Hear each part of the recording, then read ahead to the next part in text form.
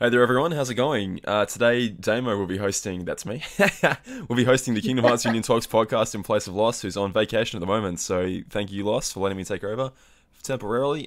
Today we have Badger, Kouta, Properartist, and TheAarioniusOne, and hopefully some other special guests along the way. So, without further ado guys, introduce yourselves. What's going on, people? Yo, this is Aaron. What's up? Kouta over here. Kind of jealous everybody? of Lost right now, being at the beach, but I'm not going to talk about that. And I think Proper's here too, if he gets a chance to introduce himself. Alrighty. Yep, that's good. Probably too high to talk right now, don't mind him. Never ever. Alrighty guys, well, Kingdom Hearts 3 Kairi has been revealed in JP. What do you guys Man, think? shut up! We went straight into that one? The Alright. beginning of the end. What else is there? Nothing else Oh, matters. jeez. We know this Nothing thing. else But matters. y'all really went straight into the deep end. Okay. Yeah, It are you was guys two concrete balls honestly, just jumping in. honestly, are you guys really that surprised after that video that Demo released yesterday? I mean, we all knew this was coming. Oh god, no. That's like all Demo wants to talk about, I know this. It's all good. It is the one thing that is on everybody's minds right now is that KH3 Kyrie EX Plus. Ugh. That's how I feel about that. Just, ugh. Don't forget the super burst. Yeah, that's super. Yeah, cool. there's super burst mechanic that will, I'm sure, lead to a lot of bitching and moaning that we're all so excited to listen to. When do you think Global's going to get it? I know JP already has it, and we've seen how game-breaking it is, the 9-figure, 10-figure damage that it can do, but was it Monday, Aaron said? Yeah, I'm betting that tomorrow, at some point in time, we're gonna get the maintenance notice in the game, and then I'm sure it'll be tweeted out. But I anticipate Global will get it announced on Sunday at some point in time, and on Monday, it will be live. Oh, that's a scary thought. Yeah. Can't wait, huh? Well, we know Aaron's going to wail like no other to pull like 4 or 5 copies. No, Aaron is doing 10 pulls in that banner, and that is all. Damo, you going to get her? 10 pulls each time, you mean? No, 10 pulls, that's it. I'm sorry, I don't think I understand. What?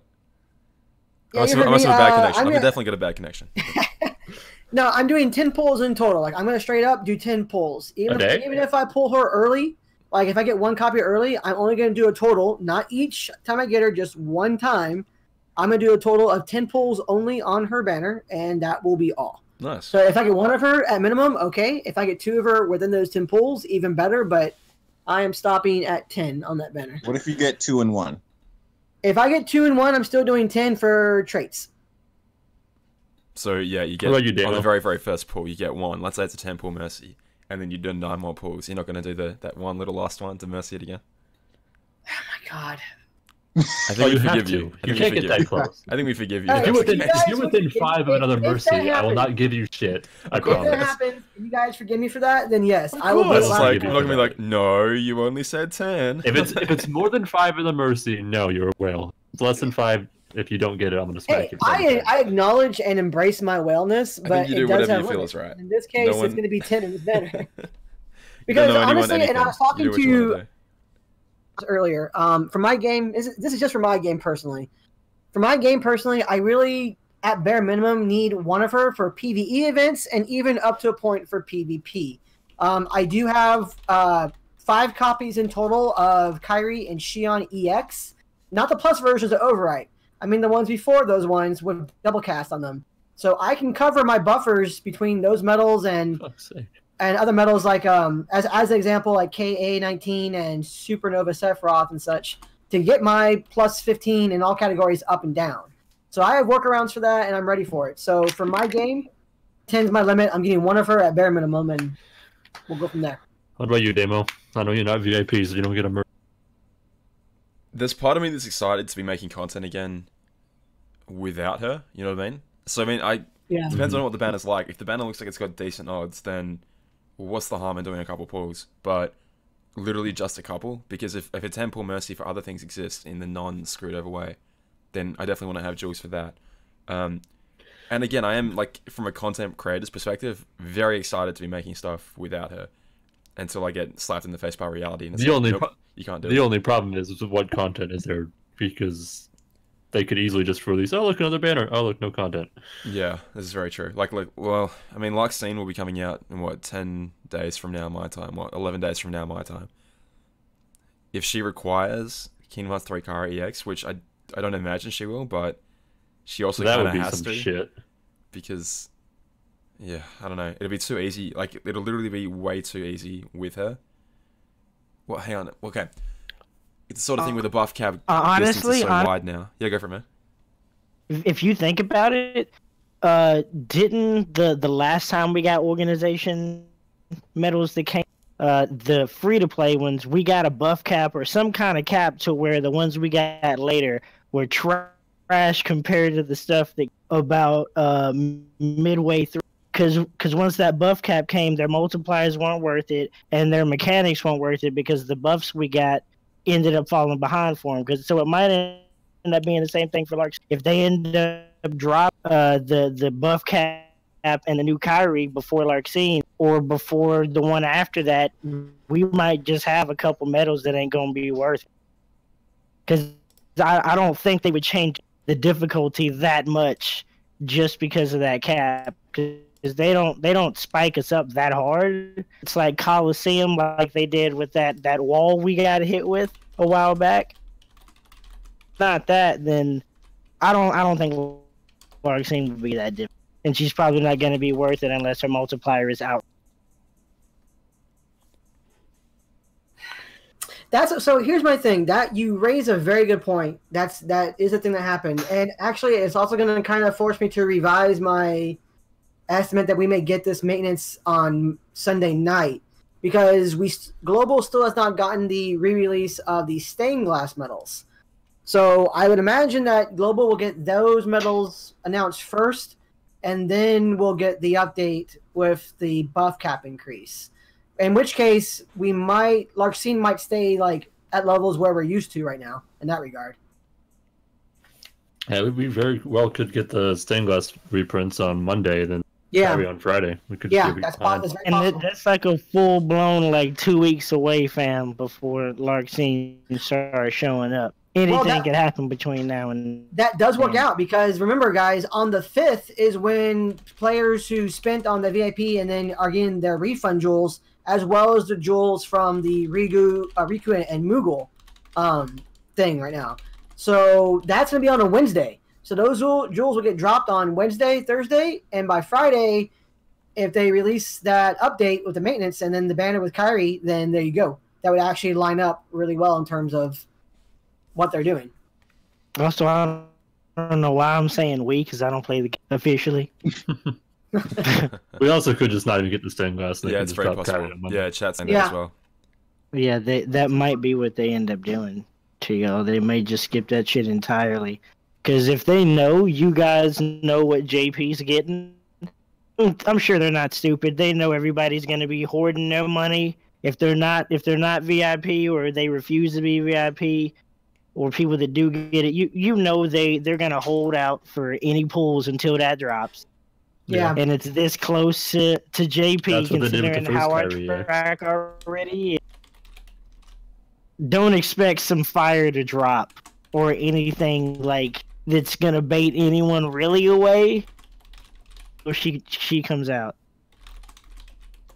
And I doubt they would drop her before the buff cap. I mean, the buff being raised. Well, that's what happened with the first Kyrie EX. Is like everyone started saving. It's like, oh no, don't pull for the foretellers. Don't do this. Kyrie's coming out.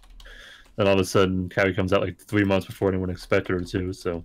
Yeah, that's one thing. And again, Badger and I were talking earlier when we were doing our trait battle, a little bit after the trait battle video itself. And one of the things that I am most disappointed about in terms of this Kyrie coming out is it pretty much, I won't say makes worthless, but negates entirely the foreteller EX Plus medals, which they hype so much, and also the Kyrie and Shion EX Plus medals because of the override ability. The override ability was great at the time for the most part, but we all knew that as soon as they released a new buff cap or anything, that was going to be put by the wayside, and it's here now, and players put resources into getting those medals, and now it's kind of going like, well, I did that, and I got what, about 4 months worth of content out of it, or content, 4 months of playability out of those medals, and now I don't it's even think it was 4 months. It was yeah, maybe for Kyrie and Shion, but Foretell was only out for like maybe 2 months. Yeah, well, I was combining both of them in that regard. Yeah, sure. But when you look at it that way, it's just kind of going, and this is also to the other point too. It's not like the buff caps or the new buff increases and everything aren't going to make them still worthwhile in content for both PvE and PvP. You're just going to have to use potentially one more extra slot in your Keyblade. The downside is that, of course, using that extra slot in your Keyblade removes damage that you normally would have, and you're going to have to see if that's going to pan out. Are you going to break even getting that times 15 debuff and debuff with that third slot being used as an extra buffer medal of some kind, or are you going to be losing out more? So then you're going to watch Kyrie break PvP, not because of her super burst ability. While that will help, it's not as good in PvP as it is in PvE, in my opinion. But yeah, because you don't have to waste that extra slot on the buff, they can just take they can take that extra slot and use it for damage. Anyone with Kyrie is going to do a hell of a lot better in PvP. Yeah, for sure. Yeah, you're right. Yeah, for sure. I mean, that's one thing, and this is to Demo's point as well. I'm going to be very interested in watching a lot of Demo's content if he doesn't get Kyrie, seeing how he runs PvP. Like, I actually want to watch some of your PvP matches, Demo, and see how you work around things. Yeah, me too. But I will state this right now. I will say this right now, and for everybody, Demo, if you want that medal and you want to do that 10 pull mercy, I will pay for your VIP so you can get that for other content. I said that. I mentioned that a while ago. Like, I wonder, what are you going to do? I'm straight up, I'll do that. So you can do content both with and without a Kyrie if you want to. But the offer for you, Demo, is on the table whenever you want it. So you don't have to do it now or anything, but in the future, if you say, hey, I want this. What will the people say? Listen, well, I appreciate that, man. I really, really do. Be a mercy. Go on, Kouta. I said, how do you even know if it's going to even be a mercy? Because in NA, there have never been like two of the same type banners. That's always been in JP side. I mean, you got a point, but you got a point. Yeah, that's yeah. I guess you're right. I guess you're just gonna have the VIP people that'll be like, "Oh, well, saying in the event of this happens, and we'll do it this way." I suppose if they were to give a non-merciable banner, what would you do? Just that. If they were to give a non-merciable banner for her, me personally, you know what? I will spend those jewels that we get from the refund trying to get her because I think should be worth it. But I won't spend more than that. Like I said, I'm doing 10 pulls. That is it, flat out. Even if she's non-mercy, I'm doing 10 pulls, and that's it. And I'll have to work around. I'll have to work around her like everybody else. The only thing is, like I said, for my game, I'm more equipped to do that than a lot of players, obviously. But it should make for interesting times. Now, a big issue that I'm having with wanting to pull for Kyrie and not doing that is I have nothing to achieve in PvP. I've already finished top 10. I don't need any tickets to evolve anything. There is very little content every month. Organization event, that's about it, which I've never had any problem beating. Why do I need her? Do I need to spend money to go out and get a medal that I really don't need for content that I probably don't need her for? And that's what I think a lot of people need to be thinking about is like, do you actually need her right now? Because I guarantee you she will be back very soon with a mercy. I don't know about very soon. How many reruns did it take of the latest Kyrie before we got that back as a mercy? I feel like it was reprinted once without a mercy. Yeah. I think she had a mercy within 2 months. I think I've got like a more complicated version of that Kyrie timeline where it's like this is where the first mercy came out for it, for each of them. Which for the first part was easy because they initially came out with a mercy for, was it the first 3 or 4 Kyries, and then good old Kex was the first one without a mercy. Took forever to get a mercy, but the EX Plus version didn't take that long. Yeah, it didn't take that long. It came out a lot sooner than I expected it to. Mm-hmm. So it could very well be very soon. It could be 6 months from now. We don't know. But if you don't absolutely need to pull her, I don't bother pulling for her because, especially if you're not VIP, you just end up wasting all your tools in that mercy. I'm kind of curious. Yeah, I mean, you're going. They're gonna at some point in time. There's gonna be a point where you're gonna have to have her. I mean, that's just the way they're gonna buff the game up. Now, immediately you need to have her, probably not, because and Damo may have a better idea of this timeline than I do because he's awesome like that and keeps track of it. But when the buff cap first came about, and we started getting medals that met the requirements for both buffing and debuffing to ×7 in all categories, enemies didn't get that. Enemies didn't increase in strength like that until what, like almost 2 months and a half, 2 months after the fact. Yeah, they gave people a chance to catch up, but it did eventually even itself out fairly quickly. It wasn't like the same day or anything, but it wasn't very long. Yeah, and then not long after they increased the enemies buffs and everything, then they re-released the banners for the Kairi and Shion. But that's what I find really funny. It's like the same thing with tier 6 medals, because I'm going to use Tifa and Aerith at tier 6 medal example, is how short-lived that medal was. After 0.2 Kairi, it's like everyone needed their buffers, like needed to use the first 3 slots on their Keyblade to actually buff themselves, and using the last 2 for power. And then Kairi comes out and it's like, well, you don't have to do that anymore. Just copy her and you're good to go. That whole thing was such a brief period of time between 0.2 Kairi. Well, tier 6 in general was a big fart in the wind of like, exactly. There was only 30 medals in tier 6. Yeah, and then immediately, tier the 4 was tiles are tier 7. Super long, and then boom. And you can see that now, like, tier 5 medals are effectively the same. Like, again, when we had the max buffs being reached in one Kairi medal, like the latest Kairi medal, every tier 5 medal was effectively the same at that point, because the multipliers are so Which I thought was really funny on the scale of things. Yeah. When they had the Prime King Mickey medal, it's like, okay, it's tier 7. Oh, well, fuck tier 6. We're just going straight to tier 7. I still do wonder if that's where we are with that, if we're just going to keep that trend off, or... I mean, Yuffie's at tier 5, so I mean, I don't... Yeah. It went from 5 to 7 back to 5. I don't know where the hell... Cena doesn't math very well. Oh, Mickey got me pretty good.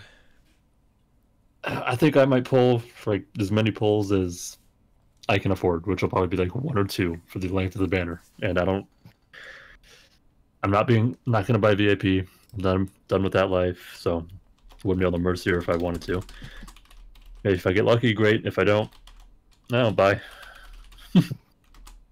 Guess there's that 5% out the door. Uninstall. Invest more time in Epic 7 and Dragalia and Dokkan. Honestly, that's why I stopped playing. Is because I realized, what am I really pulling for? I mean, other than PvP and competing with other you ain't really pulling for nothing else, because you can do all the organization events with stuff you've been had for a while, as long as your traits are okay. And I've never really been real fucked on traits like some of the other people in the... But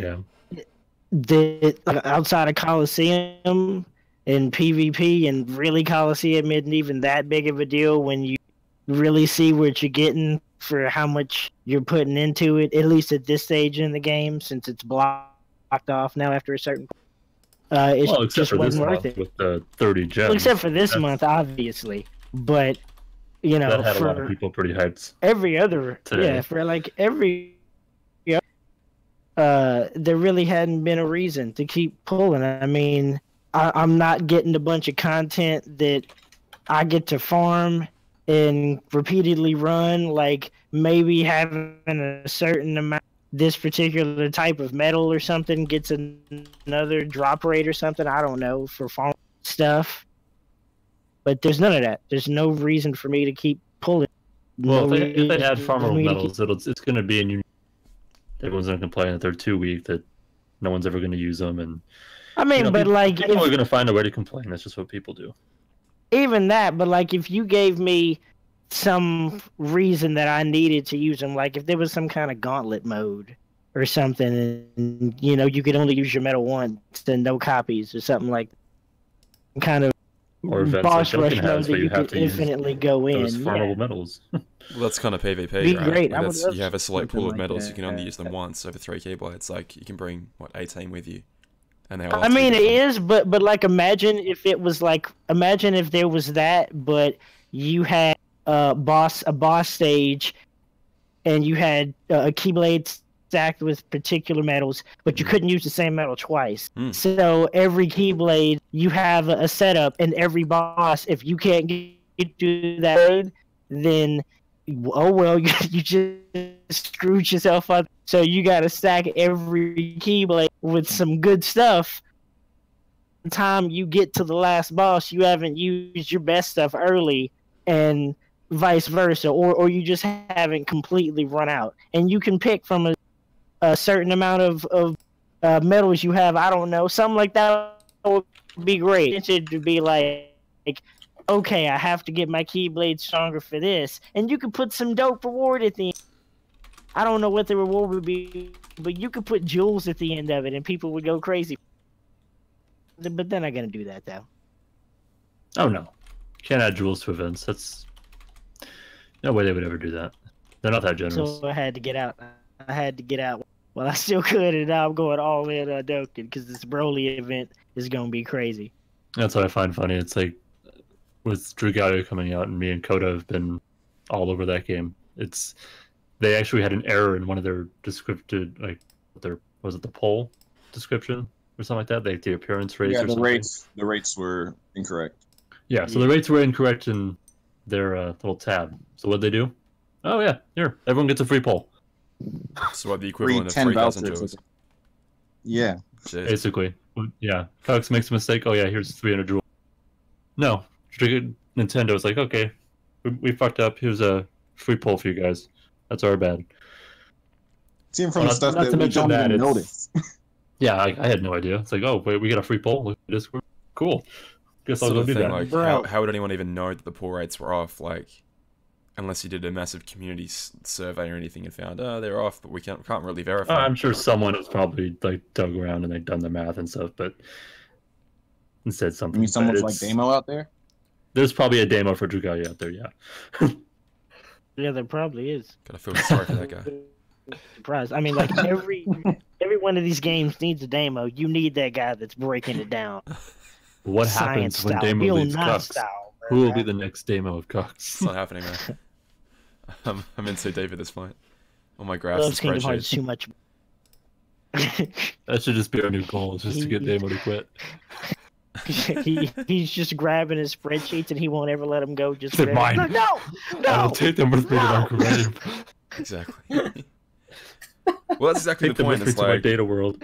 I do wonder what it would take for me to get out of this game, because again, I've been in the series for, I'm sure, as long as a lot of you guys have, like since Kingdom Hearts 1, and it's like, I feel shitty with this game at a lot of times, but at least I've never felt like I'm paying for it, and I don't know if that makes a difference to me or not, but No, dude. In a that's- way, you that's- are, though, Probably, because- that probably makes a huge difference Yeah, for it's you. a huge It 100% makes a huge difference for you.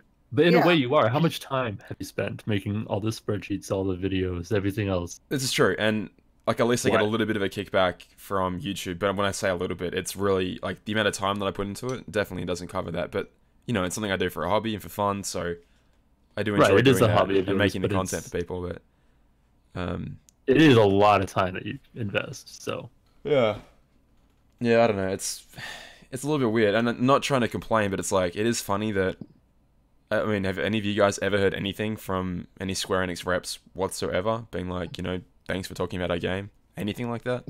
Nope. Nope. wait, Yeah. those people exist? They have reps? Well, from what I I hear mean, it's from funny- Prop saying It's that funny Bandai, because I have Glacy. Glacy Ben follows me. has rips and stuff. Glacy follows me. I know that Glacy follows, well, obviously Smelling Octopus, considering they've gotten him out there and everything. And I know that also pretty sure she follows Damo and Lost as well. not me, but but it's I think like- she follows Lost. Yeah, I'm surprised she doesn't follow you. That's really strange. But she follows us. Doesn't say anything to us, but she follows us. So it's like, I mean, I don't know. I've always found that, I mean, it's not like a bad thing, but I thought it was a little odd going like, okay, you know, this person who's the community rep follows content creators for the game, but doesn't really talk with them at all for anything. Like, doesn't ask for feedback or for, you know, how did you, you know, enjoy this, or, you know, if we're going to do this in the future, what do you think of this, or anything. It's just been like Here's a follow. There you go. I've ever heard about them doing anything with the community members outside of certain people going to that fan event. The dandelion meeting, yeah. Outside of that was the first year when I believe it was Christmas time that year, and the most influential people of the game at that point in time got jewels, which was like MDF, DJ2, and I believe like one other person at that particular point in time. But I've never heard of them outside of that particular point reaching out to any particular people, community, or anything. Yeah. So. And I actually wanted to mention this. I know Glacy is basically the face of Cook's global version, and people like to give her a hard time on Reddit and shit. She has no control over any of the complaints that we have about the game. No, of course not. So people lay off of her. Yeah. This is the thing, the big issue. Like, people always complain back to them on Twitter and everything, and obviously that's the only outlet they give us, and therefore the only place we can voice our opinion. But I really don't think the global team has any say whatsoever on the kind of content that comes out of this game. Now, I will say there's a caveat. I think they have a little bit of control over experimenting with banners, because we've gotten banners in the past that JP hasn't gotten, and sometimes they come completely out of left field, and it's like, why did you think anyone would pull on this? The Blue Fairy deal immediately comes to mind in its first form. There's been other ones as well, like the EX deal that's come out sometimes. That wasn't too bad, but it definitely seemed like an experiment on their behalf. So I think I can honestly probably tell you what some of that is.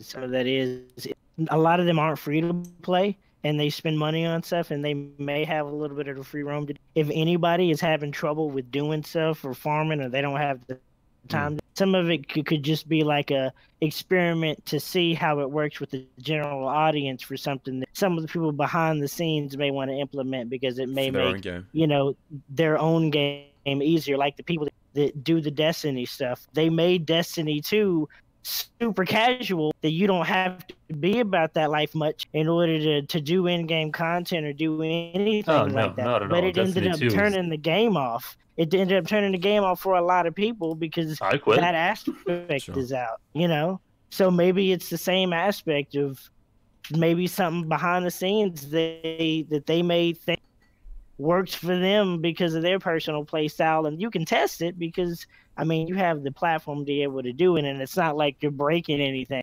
It's just let's see how this. Because you're right, JP didn't get it until we did. I still think it's interesting. It's like if you wanted players that are like super engaged in the game, do you think it matters? Or do you think it's like just keep the people that are paying? That's it. Like, don't make the game enjoyable from that point of view of like, what do you guys want to see? Just keep the money coming in, and that's it. That's literally all that matters. I don't know. Well, here's the thing, and this is what I'm kind of getting since I started playing Dokkan as well. This game, all gacha games are going to be a lot like going to work. If you are happy going to work and you enjoy it, or at least you're not miserable and everything, like you feel okay going to work, it's going to reflect in your attitude and how you are both seen by other people as being like, happy to work here. And then people are going to go, okay, you know what? This place is good because it gives good vibes. The employees are happy. This is good. Same thing with this game. If I'm going to put money right now, I look at the sales going on for Dokkan right now for the stones. It's way more enticing to put money into Dokkan right now because I feel like I'm getting more out of it. They're at a better price point with the sales, and the sales appear at a good frequency from what I've been told and from what I've seen so far. Mm-hmm. Granted, it's only been about 2 or so weeks for that game for me.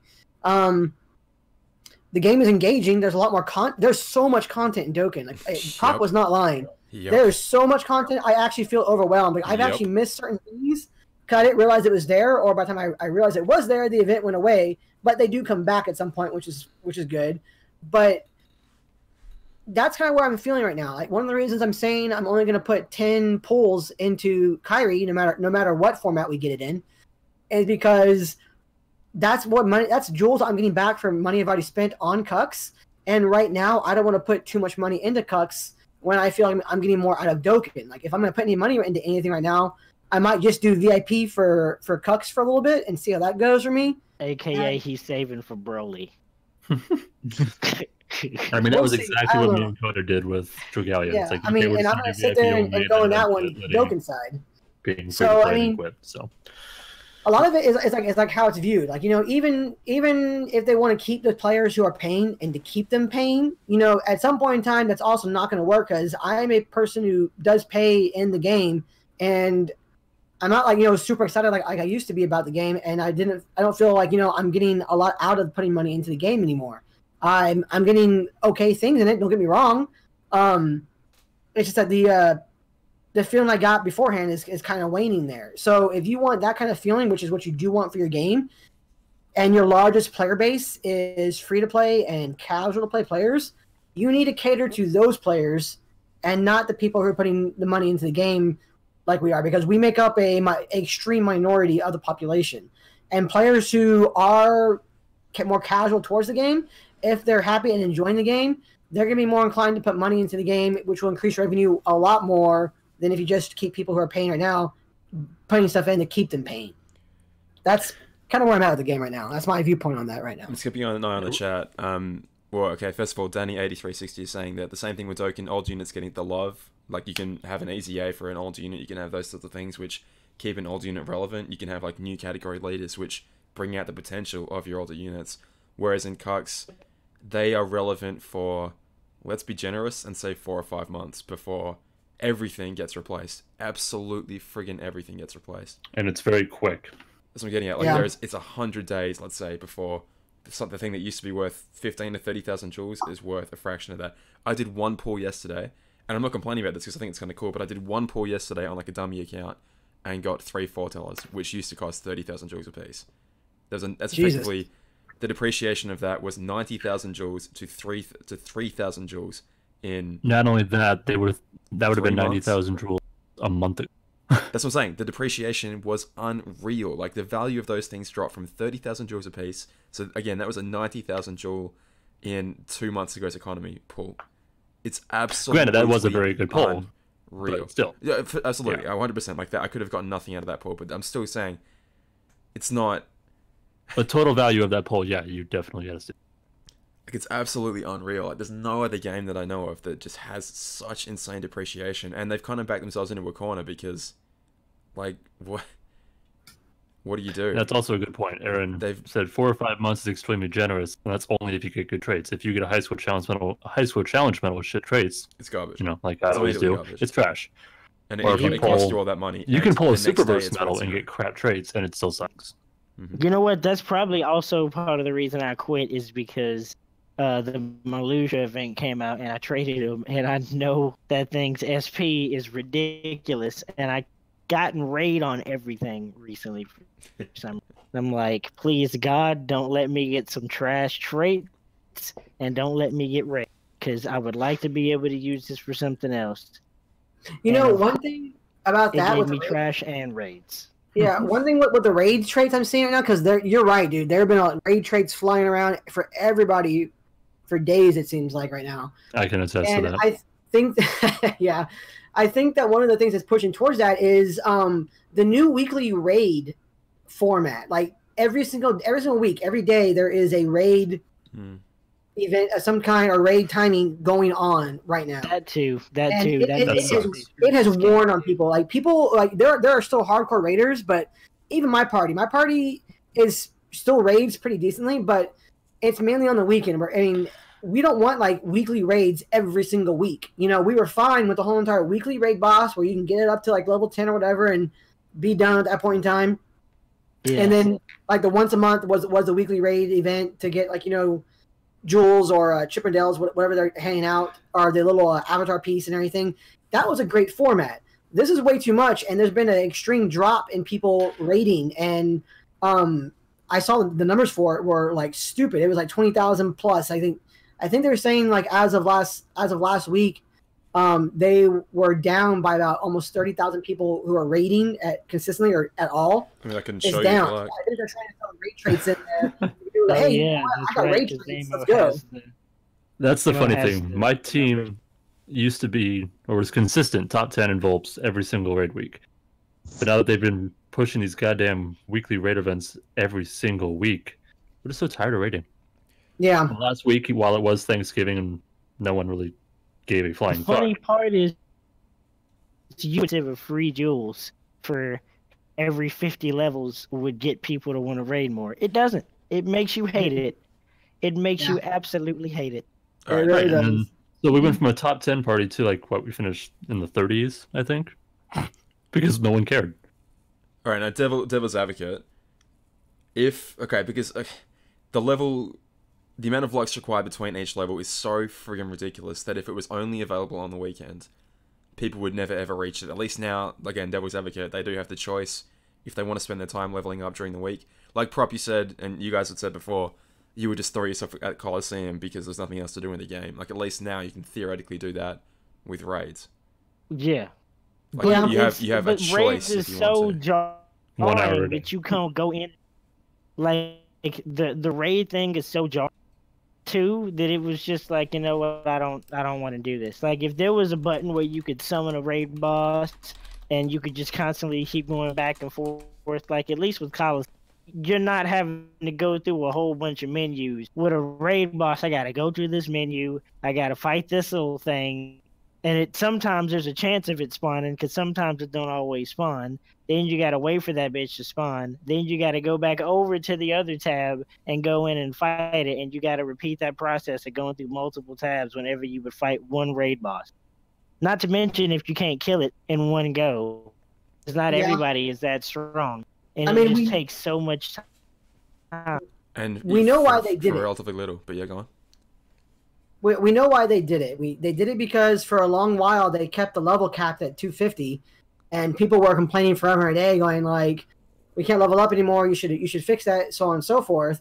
And then they were like, "Fine, you know what? Here's the new level cap and everything, but we're gonna make it so outlandish to actually increase in level now that it's gonna be way too much." And people were complaining about that. So then they're like, "Fine, here's a weekly raid event every single day of the week.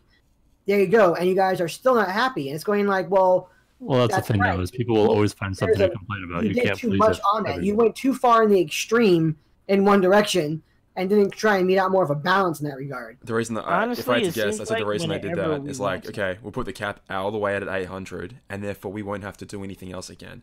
We'll make the cap so ridiculously high that it should take you guys at least a year, and therefore we won't have to make anything else in the game. It's like the minimum amount of effort possible. But, see, that makes a scary sense, which is disappointing. you know what I mean? Like, See, they didn't even want to... Damo lays it out in layman's terms, and it hurts you on the inside when you realize. Yeah. Damo quit hurting my feelings. The issue is, like you say, you have to go in and kill the eggs, but it's a fundamental symptom of the way they set the game up entirely. It's like, okay, the only way to summon a raid boss is, okay, you have that invisible counter in game where you click over this many enemies and then a raid boss will automatically start. And it's like, okay, we'll make these eggs, which are worth, let's say, 50 points each, and they will always summon a particular boss. But there's no way built into the game to summon a raid boss without that mechanic, unless they fundamentally change a lot of aspects of the game. There are no ways of fixing these things, which is such a shame, because it's like, they've gone down such a rabbit hole that it might not be salvageable at this point. I don't, I mean, it'd be hard, but I don't think it's entirely, like, impossible. Honestly, I mean, and granted, I know they won't do this. Let me just preface that statement with this. They won't do this. But it wouldn't be hard for them to go, we've seen this stuff, we've listened to feedback and everything. It took us this long time to to get this feedback consolidated. We apologize for, these issues, and this is what we're going to do to correct it, and actually just do it. If they were to say, we're sorry for this is what we're actually doing, and they actually do, like, real steps in those directions, it would be great. I'd be like, hey, you know what? All right, thank you for the apology, and let's keep this trend going in this direction. That'd be great. See, that was the funny thing about that survey that they did. It's like, fill out this survey, get 1,000. Like, they made some changes that a lot of people were complaining about. The tier 4 or tier 3s out of silver, and the VIP quests, like doing 7 of each VIP quest. That was a pain in the ass. Yeah. And now, but then all of a sudden with this new update, I guess they've got a few more things out of that, like the automatic unlock the boards and sub-slots. Which, that's good quality of life change. But when it comes to, like, communicating with their community as a whole. When was the last time they ever asked a damn thing about from us? Was that survey? Other than that, they haven't said anything to any of the community at all. True, and they might have felt that they didn't have to say anything because they made the changes that people were actually voicing in the survey. I doubt anybody in the survey went through and was saying, "Hey, you know, don't make the level so high or lower the level limits in Lux game to gain a level." I doubt anybody said that. People were probably saying like, "Hey, the levels is too high. We need more chances to raid." So they gave the constant weekly raid bosses. They're probably basing it off the feedback they got from that survey. Yeah, I honestly They like could do a that. lot more from the survey though. It's like, I don't know if you're a fan of the Facebook Dokkan page, but they actually have things on there. It's like, give a reaction to which reward you want for this campaign. Yeah, that was cool. It's like, I like that a lot. they could easily do that with Cucks. Like, okay, we're gonna have one of these two banners. Pick which one you guys want. You'll get the next one next week. Yeah, they could do Something that. as simple as that. They Yeah. could do so much to actually interact with the community, but they don't do a damn thing. I think again that's a huge symptom of they don't have any control over this game. JP literally. But JP controls doesn't both do it versions. Yeah, no, true. And again, I would love to see them do it. Don't get me wrong. I'm just saying in terms of like us voicing our opinions or whatever to the global team. I think they're really falling on deaf ears, and it's like, Aaron, you were saying before about like making all these awesome changes. As much as I would love to see that, the cynical side of me is going, there's not enough people left playing the game to justify that. Like I said, I'm looking at roughly 100,000 people a week, and that dipped only 2 weeks ago. That dipped down to 90,000, and only came back because we had a free pool, I assume. But there's only 100,000 people playing this game. I don't know how many of those are paying players, but you can imagine it's probably not a huge percentage. Again, I want to do a survey amongst as many people as I possibly can reach of how many people actually have paid for VIP in the past, will consider themselves regular VIP players. Anyway, the point is, I don't know how much money's left in the game coming in to justify actual development cost. Where right now, you know, you've seen it. VIP last week was, here's one reskin of a medal. VIP in the previous weeks is like, what, the last 4 VIP medals or something have all been reskins of the same medal. It's like, create one medal, now we can just click power to magic, upright to reverse, and we can just shit it back out again for literally 0 development time. And we'll take in all this money for it.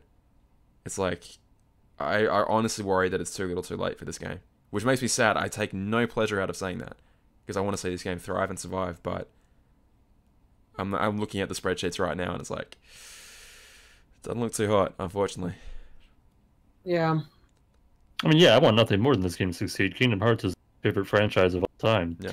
And having this be the current state of the franchise up until, you know, the end of January, that's kind of leaves a sour taste in my mouth, honestly. And I'm sure I'm not the only one. Like I was telling Aaron earlier today, I'm willing to bet that there is one person out there that has said, well, Kingdom Hearts Union Cross sucks. I don't even want to buy 3. I'm not even going to play 3. I'm sure there is one person. I'm sure that's definitely not the majority of people's decision. But I bet there's one person that thinks that because this game sucked so bad, or they didn't give a crap about the community at all. I think the biggest symptom of that is the story. That they might just bullshit Kingdom Hearts 3. Like, for me, I'm still so baffled and honestly the most pissed off about anything. Again, because this is what's important to me. But the fact that we are still 6 months behind on the story. That's ridiculous. Unjustifiable to me. That is completely and utterly absurd. Especially when then you turn around and say, well, the plot lines in this game are going to be heavily tied to 3, and then it's like, okay, but we don't know them, so... I mean, I can pull up that Nomura quote from the Dandelion meeting talking about, you know, there'll be a new character announced soon, which will be important, so stay tuned to that. Which he is saying at the Dandelion meeting, therefore the North American audience. And at this literally pace, what he said in North America, which is fantastic. At this pace, we won't see that character until June. It might be May. It might be May. 4 months after Kingdom Hearts 3 comes out. It's unacceptable to me. Completely and utterly unacceptable. Yeah. We would have to rely on these fan translations at this point. It's utterly we have to wait on JP, which we've seen with the most recent JP story update, the translations aren't always accurate. But I think Yeah. that's almost by design. So I think they want to whose have, sister is it? Nobody knows. which is why it's so important that we see it in global. Like, again, if they want to leave it intentionally ambiguous, that's completely fine. But at least like we would know that rather than I don't know how you'd like translate that to be ambiguous in English. But you might say, I want to talk to you about someone's sister. I don't know how you'd phrase that, but you'd probably phrase the entire sentence differently. So to leave in the ambiguity, but it's ridiculous, man. 6 months is completely unacceptable. Like, it's not the early 90s anymore, you know, where you'd have sometimes several months or even several years delay between importing a version and having it translated from Japanese into English. You know, Kingdom Hearts used to be like that. Used to have like a 9-month turnaround on, and Birth by Sleep had a huge turnaround on it. But now Kingdom Hearts 3, I guess obviously they understand the importance of the entire audience can know the plot of this game in hours after it comes out. You know, you could live stream the entire thing. So they're like, literally to save their own skins, if you want to read it like that, you know, people would probably be able to wait 3 days rather than look up spoilers, but months? Impossible. No one's going to wait months to look up spoilers because they're going to be everywhere on Twitter, they're going to be everywhere on YouTube, here, there, and everywhere. You know, English YouTubers will import copies and get all the information out there. And once people know the story, they're like, oh, I don't really need to play the game. Obviously, that's only some people, but I think a lot of people would be like, yeah, I know what happens to Sora and the gang. Maybe I don't need to play Kingdom Hearts 3. You know, the hype's already died down. Now that it's a global release, and you know, you see it in all sorts of franchises, buddy. Pokemon does this, everything does this, because they understand the importance of you need to have a global release because spoiler culture is so prevalent nowadays. It's inescapable. And then Union Cross is like, no, 6 months is fine. Is it? And that's what I'm kind of worried about with 3 is we have, well, it is technically 4 days, but it's really 5 days in time than US is. I mean, not so much for Australia, but it's basically like 4.5 days for us before we get Kingdom Hearts 3. I don't know if I can stay off the internet for 4.5 days. It's so funny, right? It's like, if you were going to go that far to have it that close to be released only a couple of days apart, why not just go that like, why couple can't you extra days? Release the same day. Yeah. I never, that doesn't make any sense to me, but I mean, I'm not Square Enix, so I'm actually interested to see what the chat has.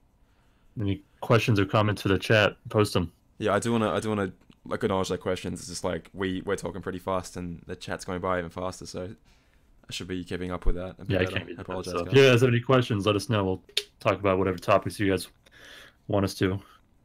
Beauty of doing this live. Yep. I don't know.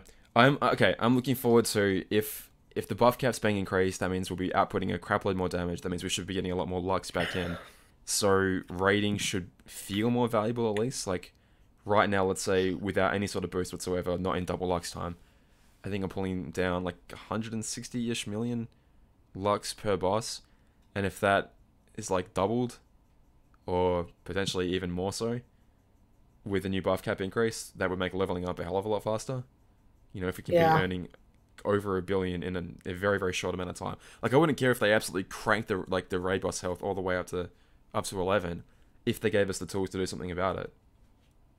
But that's a good point actually. With the buff cap increase, that could help ease the raiding tediousness up to a point. Going like, hey, you know, I can kill a raid boss like pretty quick, so I'm not sitting here for like, you know, what, 2 or 3 minutes, maybe more, trying to kill off a raid boss. 2 or 3 hours trying to kill a raid boss. I literally saw someone posted a video of their raid on Facebook in JP version, and they killed it on their 3rd medal.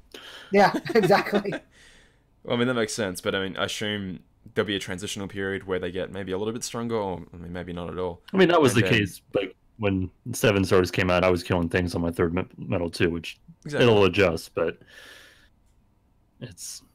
I hope when they do adjust it that their Lux is actually more and we can actually level up. Yeah. I mean, what level are you guys right now? You consider yourselves, I mean, Aaron especially, I assume, would consider yourself like pretty... 464. Okay. Yeah, I'm at like 472, I think, or 473, because I said, I mean, I haven't had any real inclination to raid, except to, like, you know, to knock out either like the avatar board avatar board section there, and maybe like the Chip and Dales, and that's about it. I don't even care about the brooms and the mirrors, and then one from the farm, like, I just get the Chippendales and I'm done. Yeah. I mean, I usually like personally try and round out the boards, but I'm not even level 450 yet. I usually just try and get that done, and then that's it. But right. So what I'm getting at is that you're not even 500 yet, and the cap is 800, and we can only assume it's going to get more and more difficult as we keep going. So again, I think that's because if we just implement one update right now, get them to 800, we don't have to look at this again. Like with our current projections of how much they're earning, we don't have to increase that buff cap again for 12 months minimum, if not 24. You know, at this rate, Right. when did the level cap increase? I'm trying to remember now. Yeah, It it was a was lot. our anniversary, wasn't it? Was that what it was? I mean, JP got it first, but I think ours actually changed around the anniversary. Okay. So spring, April-ish. Well, let's say it's April then, so it's taken 8 months to plug away at, numerically wise, what, 2/5 of that. And it's only going to get way more difficult as we keep going. So that took 8 months to get 40% of it done. If they increase the buff cap right now and we can start increasing our speed, but even then only match how much more lux it takes each level to increase, it's going to be, what, at least another year before we cap out at 800. And even then, that's only for the like most hardcore players. Yeah. I can't imagine the lux that you need from 799 to 800. Oh god. How do you guys feel about banning the supernova medals from PvP or banning medals from general PvP? I don't think it's ever going to happen. I think that's No, because then they have really no reason for anyone to pull them. yeah. Because Yep, PvE that's content is literally how you kill your non-existent. game. You kill your game completely because then whales have There you go. Why? nothing to pull that makes them feel superior. No reason to pull. I mean, this, yeah, that's true too. Because like I got to a point in Coliseum where even Supernova didn't do Good any question, damage. thank you. It dealt 1 damage, and I was like, okay, that was worthless. Mhm. So it's like, and that was with like max buffs and debuffs. It still dealt 1 damage. So I was like, I know super burst is definitely a problem for a lot of people, that especially the ones that don't have it. It did break PvP, but I mean, eventually they will be mercy medals, and people will have them, and it'll become a norm. I'd say just due to the It'll power be a increase while. we've just gone through, it seems like they'll become merciful pretty soon. Because they, By the way, at least this batch, I feel like there'll be a new batch coming out that's even stronger again. But this batch, I think, took a bit of a hit. Because, I mean, now, relatively speaking, only putting your upright or reverse up by 3 stages is pretty bad in comparison when the buff is now 15. Yeah. Anyway. by the way, Damo, I'm curious, Hmm. and chat as well. This is a question for Damo and the chat. To Uh-oh. open it up, how are you guys feeling about just speaking in general on mismanaging and Kingdom Hearts in the same sentence? How do y'all feel about that Amazon press conference where they fuck that. Fuck 7-Eleven that. keep Fuck everything about that. Fuck every damn thing about that. I mean, Prop, you're I in guess. timeout. I mean, somebody asked about that, and they apologized, and they said that they thought they were going to get that trailer, but at the last minute they were informed they weren't going to get that. Which, okay, I mean, I kind of get that, but I mean, like, that's a kind of mistake that I don't think. Bro, that's a cuck's mistake. bruh. That's a mess of mistake. There's no real excusing that or anything like that. They Well, what's funny there's is a proof there. I tweet 10 minutes before it's actually going to start. right, but they worded it so like so weirdly as cryptic. well. like they Yep. got the trailer got consumed by the darkness or something like that. It's Like it was some kind of so- joke. Like, are you trying to be funny? like, are you just trying to like remind people the trailer's there and you're just fucking with us? Because I mean, that's what I thought it was, honestly. It's the Yes, trailer and that got it's eaten, the trailer featuring the new DLC got eaten by the darkness. Come and learn what the DLC is. It's like those two sentences don't gel together. You know what I mean? Like that doesn't make any sense. Yeah, that But it's doesn't like, shout. why Oh, w- we don't have the content. Yeah, why would they just come out there and say, oh yeah, we don't have content? Because then most of the people that were probably in that stream were Kingdom Hearts fans. But They're they That don't not whole bother gonna stream even because got bother. eaten no one would have turned up in the alive, first There's bruh. place. like That whole stream 13,000 got people eaten in that stream. alive. Yeah, I was watching demos, like restreaming it on Twitch because I couldn't listen to those fucking idiots on Twitch. God, it was driving me nuts. Especially that guy on the Yeah. left. I wanted to punch him in the face.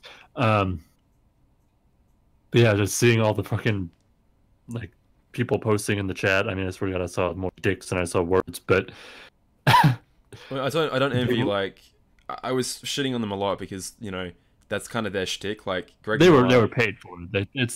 They're not Amazon employees. They were no God no, no. hired. I mean, to do that, that's but kind of like from what I don't really watch the kind of funny stuff a lot, but I know I'm obviously aware of Greg Miller from his IGN days and what have you. And from what I understand, that is sort of his shtick is to be like intentionally annoying, like be the heel, if you will, on in some of their content. And God bless him, he was doing his best. But it's like, imagine if you were trying to stall for time, thinking, all right, do we have this trailer or not? I mean, I guess they found out what 15 minutes before, well, at least they announced it 10, 15 minutes before, that they didn't have the trailer. And now you've got this angry horde of people. They kind of expected everyone to have got that message, and even the ones that did are still like, are we getting this thing or not? And now they have to vamp and be like, well, we have all these bullet points that we're meant to hit. We may as well at least get half an hour of 15 minutes of advertising in before all these pissed off people leave when they realize, nope, there's nothing here. But that's the funny thing is they sent out a tweet. I mean, that's great. You told people, but I mean, who follows Amazon Games on Twitter? I don't. Yeah, I know. Yeah, The only reason I saw that was because I followed on it. Yeah. Otherwise, I would have never seen that tweet. So maybe say something in the No, beginning Damo, of the you use stream. the term heel. Are you a wrestling fan, Damo? I'm aware of the term, but I wouldn't consider myself a wrestling fan whatsoever. Sorry, man. Okay, I was just curious because people don't just throw that term out there if they aren't familiar. No, I'm aware of the symbolic term behind it, but I mean, Cucks is getting so exciting that it's come down to people making YouTube content to actually make the game entertaining. I don't know if anyone saw Spinebreaker or my video. We actually fought each other, JP versus Global in PvP, which obviously isn't possible, but my idea kind of made it possible. I want to get Lost and Aaron to do it too, whale versus whale, because I think that would be really funny. Or just record yourself a day before max setup and get that number. Exactly, you just get your damage number versus DB4 max. Yeah, that's sick. You set your prefixed order, like mine was Lady Luck, Stroke of Midnight, and Dark Knot, in that order, and then it's best two out of three. So that would actually be extra crispy if I do. Like you could actually fight JP players without actually fighting JP players or playing JP, or vice versa. It's a great idea. So, but it's like when you actually have to have the YouTubers making the game fun, I think that's kind of a problem. Tell me, will all of us be moving to Dokkan content? They would really enjoy it. I mean, maybe not moving exclusively, but I'll definitely be doing more Dokkan, and I think Aaron and Badge are doing a little bit now as well. Spines are starting. Yeah, definitely. Oh, and Lost is starting as Speaking well. of Dokkan, I'm currently playing Farmable speaking of games, Dokkan so. and Badger, wasn't you guys gonna do a pool battle in Dokkan today? Oh yeah, we were. Damo, you ready for that? Maybe. I mean, do you got the stones? You got the stones. I got like 270 something. All right. I mean, Guess I we'll was launch the game. told that your boy had a challenge for Badger, and this man stayed up all night waiting for you so that he could pull, and you could steal his luck as you do everyone.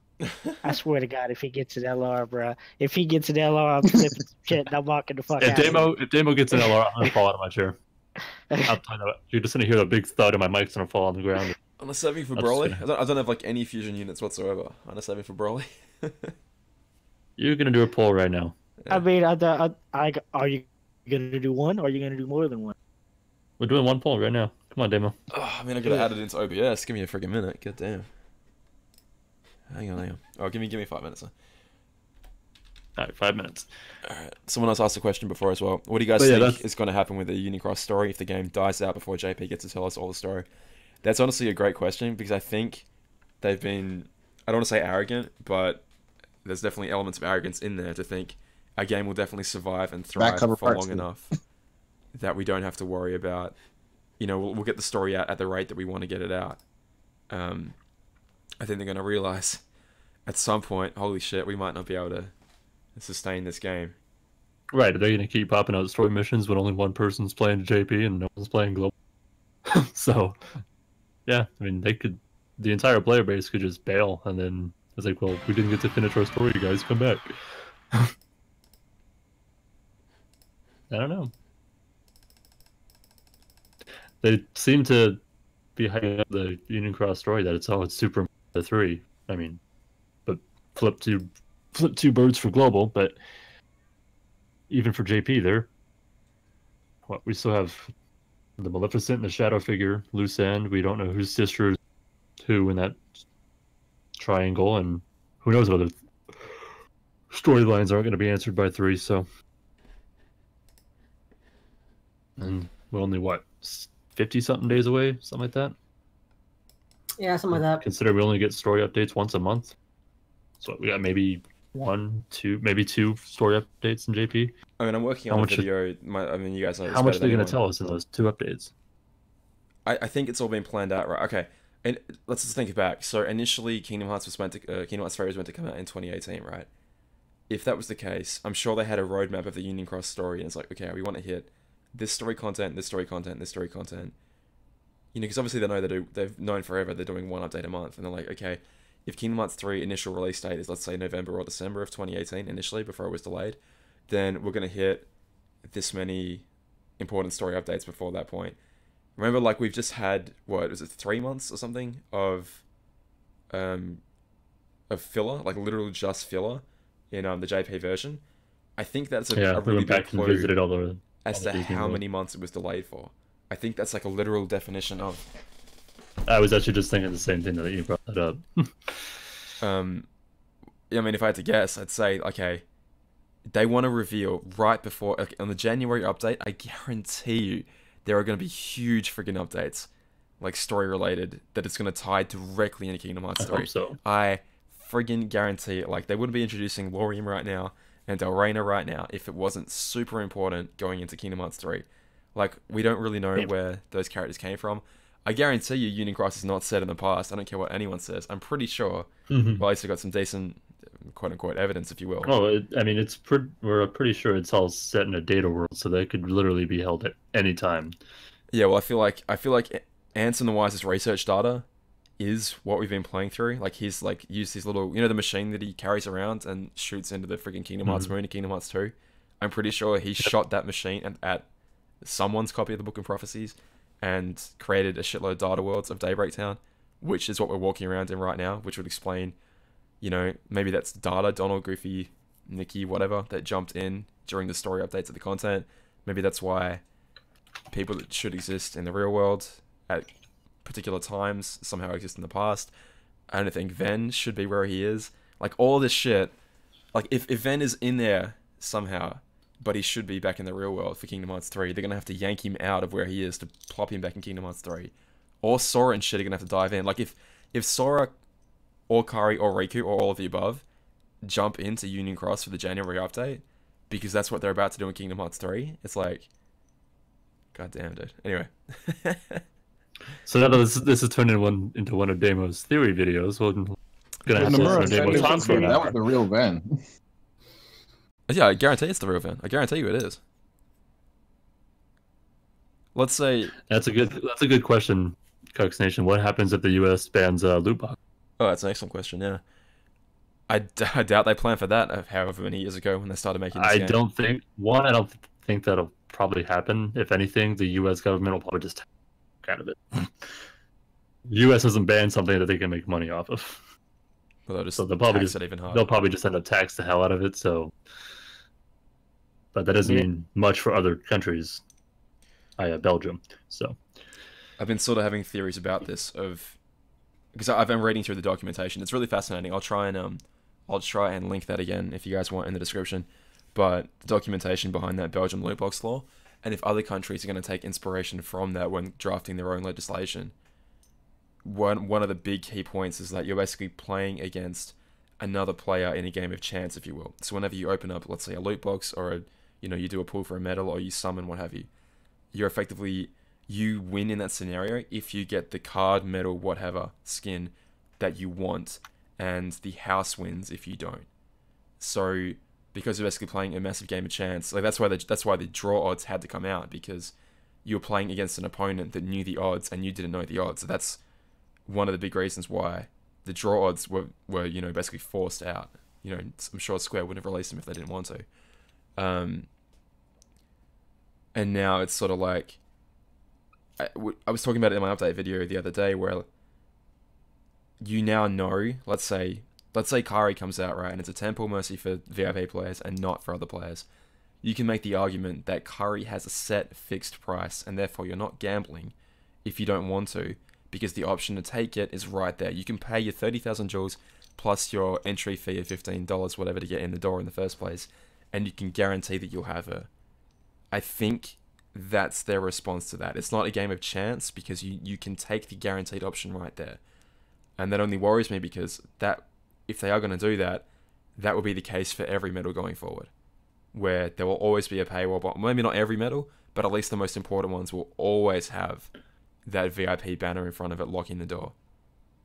Right, they could very well do that, but then it turns out the medal is worth $215. But Which, if you really think about that, people, that is not worth it. well, of course not. You're But paying $215 plus tax. what's the most for you've ever paid JPEG. for a medal, Aaron? If you don't mind me asking. And A again, if you don't mind me single asking, don't say it.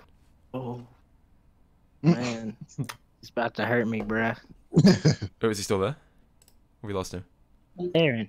I'm here. I'm just thinking. Sorry, dude. Oh, That took a bro, long you, time. you made him go into deep thought with that one. Yes. Oh, any of you guys can Think feel free to about- answer. of No, course. I'm sure he knows the answer. He just doesn't tell the No, world. I'm pretty sure it's that very first Sephiroth EX Yep. that came out. 38 polls, 37. Oof. 37 polls. Sorry. Yeah, let's get it straight. Don't try to add one more into my shame. Hey, J Oh, Pop. sorry. Oof. So let's say you. Yeah, I'm pretty sure it's Single 37 medal. polls. Single medal. I mean, Yeah, and that was get one. Just not even traits, but one. you're right. A traitless copy. Would that even have been guilted? Probably not, right? So you would have to invest Mickey and Brooms in that, I did. Yep. right? Yep, that's right. We had to do that back then. So let's. I'm gonna go ahead and answer that question. Ava, 18 polls. It's a pause forever. Okay. So I mean, what I'm thinking is, for the whales, this is probably, and forgive me for using the term if you want to, but this is probably a good thing if you can guarantee, like, if every banner going forward, all the important medals are behind this paywall, if you will. I assume most of them will be pretty happy, being like, okay, it's a 10 pull guarantee, and if we get double the rates, so better, if, even better, because we might get more copies of that. Multiple copies, and we might get it before the 10 pull Mercy anyway. Yes, I think coming from a former whale, no longer spending money in the game, but I would have liked that. But I think this is a little bit of it's too little too late, because this is probably just their response to VIP sales falling down the drain. Mhm.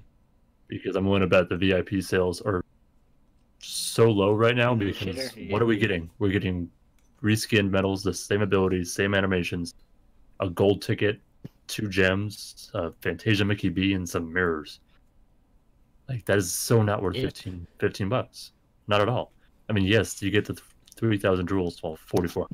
Kingdom So Hearts we get 3 a is worth A 60. hole and a half. That's what I keep laughing hole and at. a It's half. like, Bro, and that's one of the big things. That's one of the big things that made me be like, you know what? Fuck this game. Because I went and got that Kingdom Hearts collect, the big bundle you can get for like $39.99. All the games in it, bro. mhm. Versus, how much would that be? Like, how many weeks worth of VIP is that 2 and a bit. in Cup?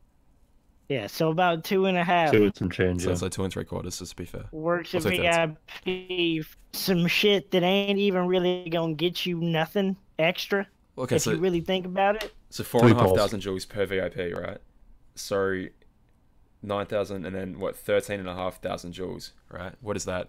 Yeah. 4.5 pulls versus the entirety of Kingdom Hearts 3. But right, you can get Keep the in mind, entire I used to collection be for $40. one of these people that advocated for this stuff. But that's the thing, you can get the entire Kingdom Hearts series for $40. Yep. Excluding Yep. fee right now. Did I? Oh, I was telling Enderfin. I was like drafting up a script for a live action skit that I want to do, where I want to have like a guy that looks down at his, he's like walking through a shop and he sees the entire Kingdom Hearts collection for $40, and then he looks at his phone and sees like the in-game store. This is why I asked for if the next time anyone does a purchase, can you send me the screenshot of the actual purchase coming through? Because I want to have like an in-game counter basically, and the guy goes home and picks up. There's Endo. He goes home and takes all these games home, and he plays them all, and you see like a flash montage of this guy experiencing the Kingdom Hearts series either for the first time or like reliving it. You get all the classic moments, Sora hugging Kairi and you know, defeating all the various iconic bosses throughout the series, and there's this in-game counter going down the bottom right, adding up the hundreds and hundreds of hours that the guy's putting into the entire series. And then I'll help. Flash Sign me up. cut back to spending $40 in Union Cross instead. And there's the in-game timer still happens. You do 4.5 pulls. Like, I want to explicitly have the game say you're out of jewels, you want to purchase more. And there's a timer, the timer for maybe 2 minutes max. I think that'd be a funny So video. this is what you actually could do. Yes, apparently Prop sounds like he's on auto tuning with now T-Pain. Congratulations. No. So for $40, you can go get the entire Kingdom Hearts franchise. Mm-hmm. Say you have 2 friends that have never played Kingdom Hearts, but 3 looks good, and they want to get into it. You can go buy them the entire collection for $40 each. Go ahead and spend $100 with tax to get your friends into the Kingdom Hearts franchise right before 3 comes out for Christmas. Oh, so you could go do that and make 2 people happy, including yourself, or excluding yourself, and then, or you could just go and open your phone, buy a $100 jewel pack, and get 4 pulls. Yeah, so that's why it's never seemed worth it to me. Like, I don't have an issue with people spending money on stuff that's valuable to them, but I've always looked at Union Cross and been like, this is a scam. This is like just to benefit off the goodwill of people that enjoy Kingdom Hearts. I'm like, let's take these people for all they're worth. You know, our most diehard fans that would trust us with making a mobile game. Let's scam him. Let's scam him and take him to the cleaners. And it's like, this is what you want to do. No, it's funny. To your diehard if you take fans. if you take the Kingdom Hearts theme out of this game and replace it with completely original characters and What, shit the that gacha has just no emotional investment, there ain't no one playing this. Oh, of course not. Of course not. Jesus 90% of the people playing this game is nostalgia pure. That's it. They're basically making profit off nostalgia, which is a pain in the ass. Of course, man. It's trash. I don't realize it, but I finally realized that shit. No, it's mean, I don't know. Like I do. Oh, Jesus. Okay. Here's your VIP. What happened? Oh, someone just donated $20 so Damon can get VIP. I can't. No, let me refund you, man. There's no freaking way. I'm not paying. Okay. I take that compliment as well. I really, really, really appreciate it, man. But I'm not going to buy VIP on this account. I really appreciate that too, dude. If that changes anything for you, I can definitely refund you that money, man. I really appreciate the sentiment, though. Like I said, I'm almost excited to make content and go back into the struggle.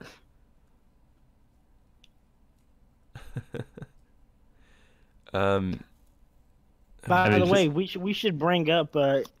Does anyone for a name for our channel, like our group? Yeah, that's the thing that we were talking about like the last couple of weeks. Is Have a good one. Everyone is kind of straying away from Cucks, like not as a whole. Like everyone, well, not everyone. A lot of people are still playing the game, but a lot of us are branching out to Dragalia and Epic 7 and Dokkan, and we're probably going to start jumping into like PS4 console games and stuff, like playing together. Is we need an actual name for our group, and if you guys have any ideas, send them our way, because y'all best believe when the Broly movie comes out, we're all probably going to end up reviewing it. Yeah, probably. But since we're not solely a Kingdom Hearts group, I guess. Same with Kingdom Hearts 3. Yeah, for some reason, of a group of 8 people, we can't think of a goddamn name. So I don't know why. Yeah. Well, like anything you that's know not how because you're just so fucking baked. Well, obviously, but it's not just KH related. You know, it's not. Right. Not I mean, if this was solely there's a Kingdom bunch Hearts of other related, this stuff, could but be. it's not just mobile. But we got to find like a dedicated name, I guess, to a certain game or whatever. I don't know. I want to hear what you guys are looking I don't know what your name is in game. Yep, go on. No, someone's just responding to chat saying that we have terrible Looking forward names. to for what now? Looking forward to 2019. Like, do you expect that you keep playing this game once Kingdom Hearts 3 releases? Like, What would it take for you guys to keep playing at this point? I mean, or let's say prop, what would it take I don't to bring expect you to be back? playing by Christmas. Mm-hmm. And anymore, so nothing. To keep me playing this game, one, content. For the game to actually, it's easy to say be more free to play friendly, but to basically not shaft free to play players as a whole, because it's bad enough they can't compete in PvP to a large extent, but when there's no content that they can even do, and that's true for everyone, what are they supposed to do? They get 5 PvP matches a day, and that's pretty much it for content on a daily basis. Sure, you could go raid. I think we've all established that we're all pretty much sick and fucking tired of raiding. Coliseum, you basically finish in about an hour. Story. Okay, prop. Tell me if I'm wrong But with once this. you Right? caught up on the story, what else is there to do? Tell me if I'm wrong with this, What now? prop. So, you have units that you can farm in that game, right? That can potentially fill in gaps in teams, but you never have like a Yes. free-to-play unit. Yeah, they can potentially fill in gaps in teams or be leaders for teams. Like, you can't do it because you don't have the amount of units. Like, none of y'all can really do it right now, Mhm. but the virtual battlefield, you take 100 of your units, you go in there, and there's 3 level, has anywhere from 2 to Dokkan. 4, from 2 to 3 bosses right now. I believe it goes up to, but anywhere from 2 to 3 bosses each. And there's a specific type for each one, and they get progressively more difficult, where you can't stun them, you can't seal them, you can't do this or you can't do that to them, and they hit the higher in level you go. Yeah. Now, you may have, like, that Vegeta you've got as a Pure Saiyans leader, correct? Mm-hmm. You can't bring in another Vegeta to be your secondary leader. Yeah. So in another leader who gives you benefit if you bring in all AGL and Pure Saiyan cards, so you're both benefiting, or you could farm that free to play Pure Saiyans Goku, even though it's like a 50% chance. Well, not chance, but a 50% leader. You're getting your buff there. That's exactly what I'm getting at. All right, so that's what I want to hit on. In there to do. The idea that, let's say you don't have the time. Okay, so that's a really time-intensive option, right? So you have the option, if you want, you can go the insanely time-intensive route that will cost you $0, and you will have, if you put enough time into it, you will guarantee come out with what, effectively a rainbowed, Pure Saiyans category leader. But for the guys that don't play Dokkan in the chat, effectively all that means is that you have one of your options in game. Let's say it's upright magic. You have one of those options filled in for your team, and if you don't want to take that option, you can pay your way through that. You can pay your way to get a superior copy of the unit. Let's say the Vegeta. Again, I know this is probably wrong, but I'm just making an example. You can pay your way Yeah, he is. as an alternative to that. So you have the choice there. You can either go the free-to-play route. Okay, either way, it's content. Free-to-play or not free-to-play, it's content in either case. But you have the option, okay, I'm going to play now, and I'm going to try and get this unit, try and max it out, whatever. That's the goal I've set for myself for this week, this month, whatever. Or alternatively, you can say, okay, I want something, let's say upright magic is the equivalent. I can either try and earn a copy, or I can try and buy a superior copy, but acknowledge the risk that it's probably not gonna, there's a risk involved with that, because I can spend a lot of stones, and I can either start paying for them if I want to, or I cannot. But I have that option there. There is a choice, is what I'm getting at. There's a choice whether you want to grind out the content or pay for it, which I think is why Dokkan excels, because you never feel like you're being forced. Union Cross, whenever a new medal comes out, it's like, well shit, I have to get this. Kyrie is a, well shit, I have to get this, or I will definitely fall behind moment. Definitely fall behind. Definitely. Here's the thing And you about want 3 goddamn Dokkan copies that of you it. haven't really got into, and I'm waiting. It's like for you guys to get into it. Like Aaron will hit it a little bit for you, but once y'all get into like the Dokkan battlefield aspect of stuff and like the real hard content that we get, requires you to have stuff rainbowed, or like have particular units on the team, or have tanks, like all of this other stuff to get through some content. Like, because there are whales that can't get through some of that stuff because it requires some RNG, and have maybe in some cases having particular teams. So even for people like me, there's stuff I can't even do yet. There's That's stuff exactly I what won't I be was able asking.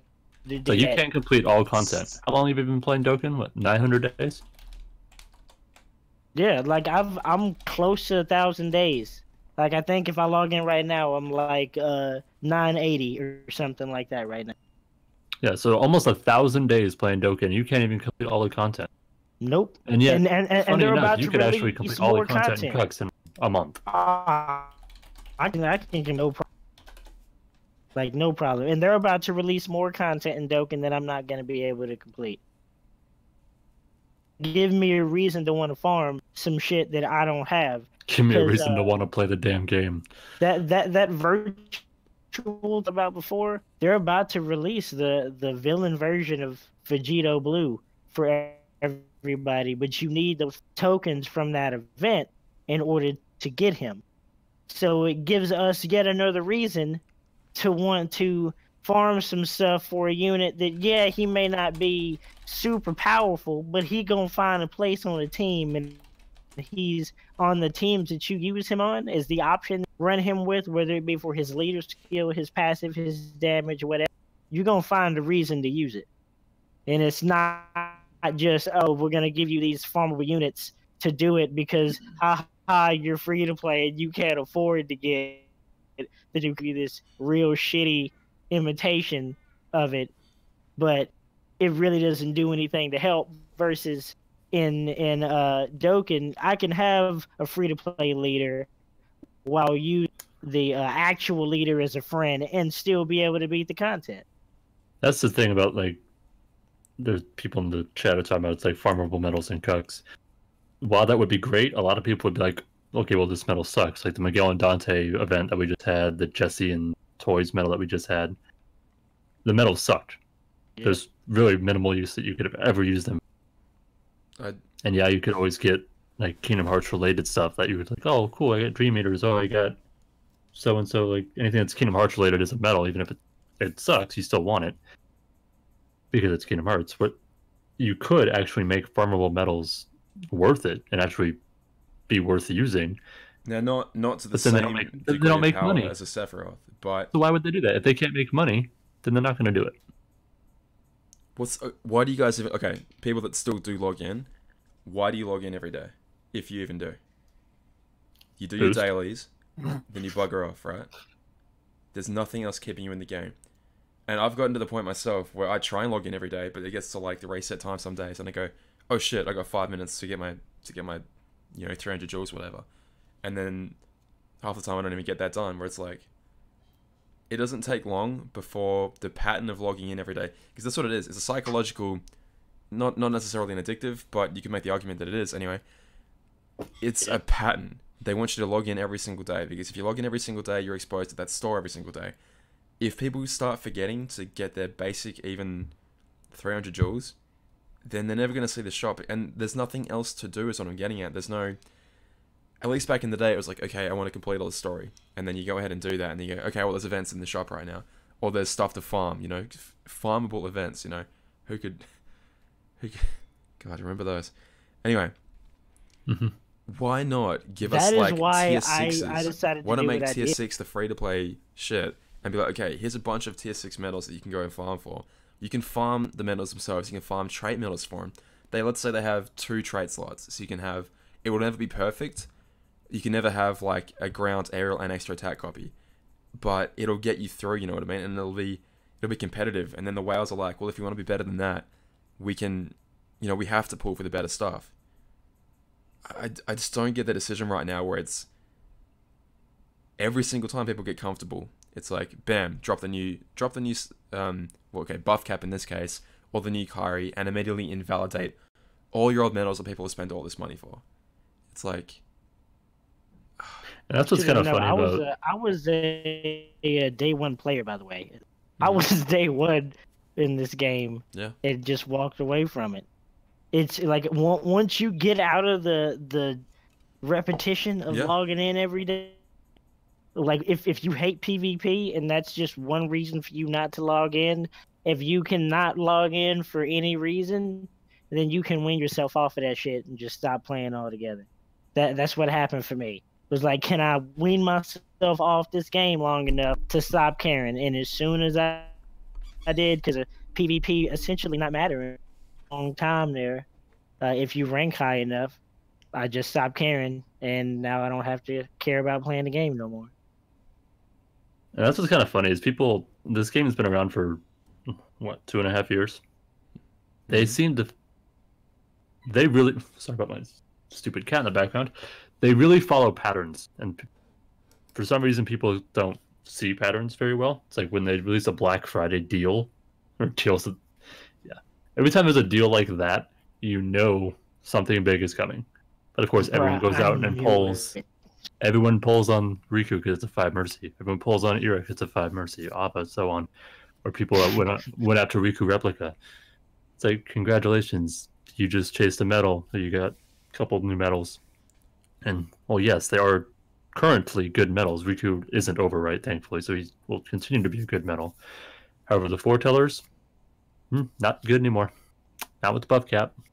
Not with overwrite. Overwrite medals are complete shit with a new buff cap. Stained glass, foretellers, Kyrie EX, Shion EX. I'd argue they're not they still awful. Have a little bit of use. They have a little bit of use, but they are not anywhere near as important as they are right now. Once that update comes in, once 3.1 hits global, their value is going to go.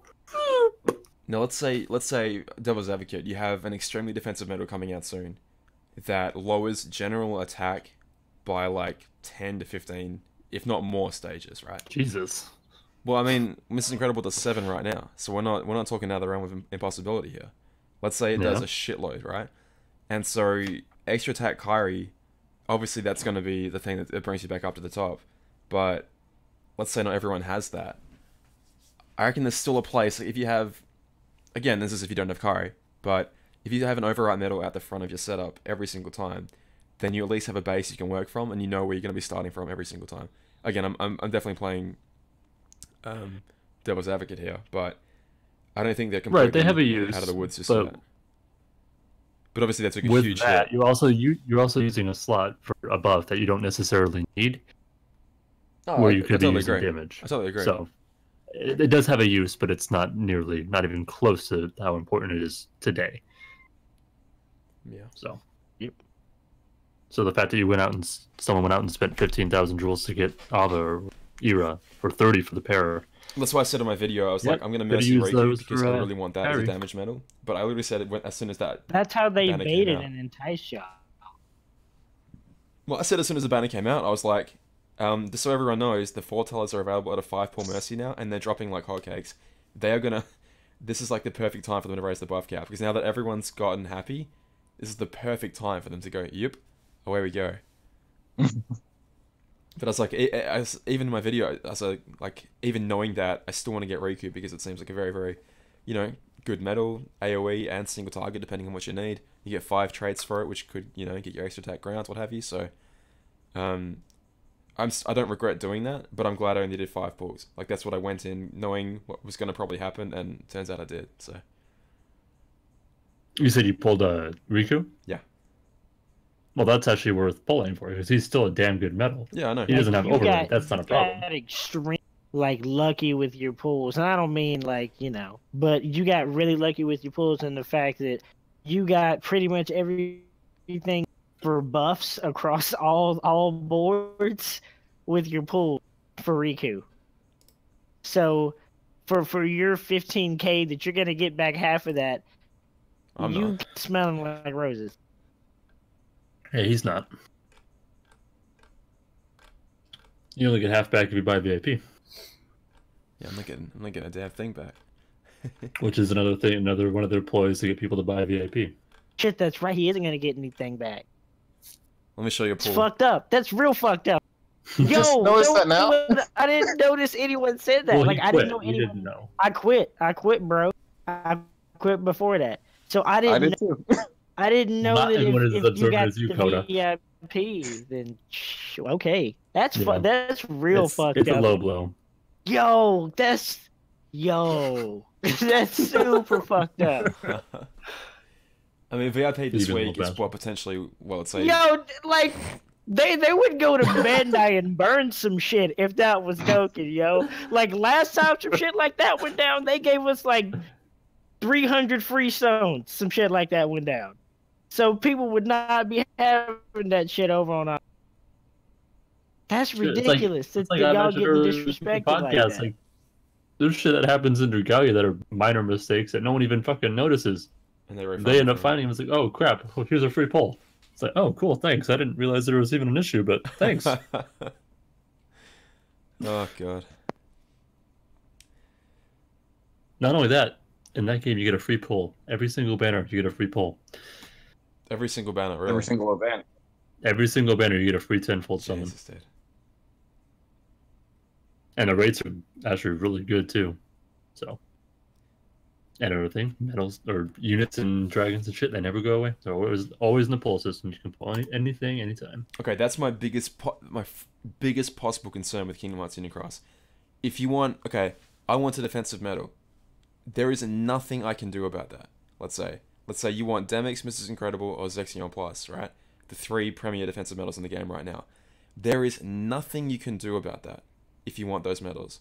There is no chance they're ever going to come back. You can't possibly earn them. You can't earn substitutes that are like, okay, let's say do -4, general attack down instead, and you could try and farm extra attack for that. You have zero choice, zero options when it comes to, I need a defensive medal, too bad. There's nothing you can do. Like, if you want a copycat medal, you just better hope and pray you get it in the pool system. There is nothing you can do. I mean, half of them aren't even in it. There is nothing you can do in so many regards to... Right, I was actually really surprised to see the Actually, Cage 2 nowadays in the poll system all of a sudden. It's like, I saw some people's polls on Facebook. It's like, when did Cage 2 nominate get into the poll system? It's been there for a little while because it's part of the that other banner where you can get like, it's like 1 guaranteed of the Kairis. And like the couple nominees as well. But I mean, in any case, it's like, in Dokkan, it's like, okay, you have, again, I keep going back to this, and again, it's really, really easy for me to say this about Dokkan, and it's easy for Dokkan to do it. And I'm sorry. Because, well, yeah, but no, I'm glad you've opened my eyes to, like, again, I tried to stay away with all kinds of gacha games with a burning passion, because it's like, I think they're all complete.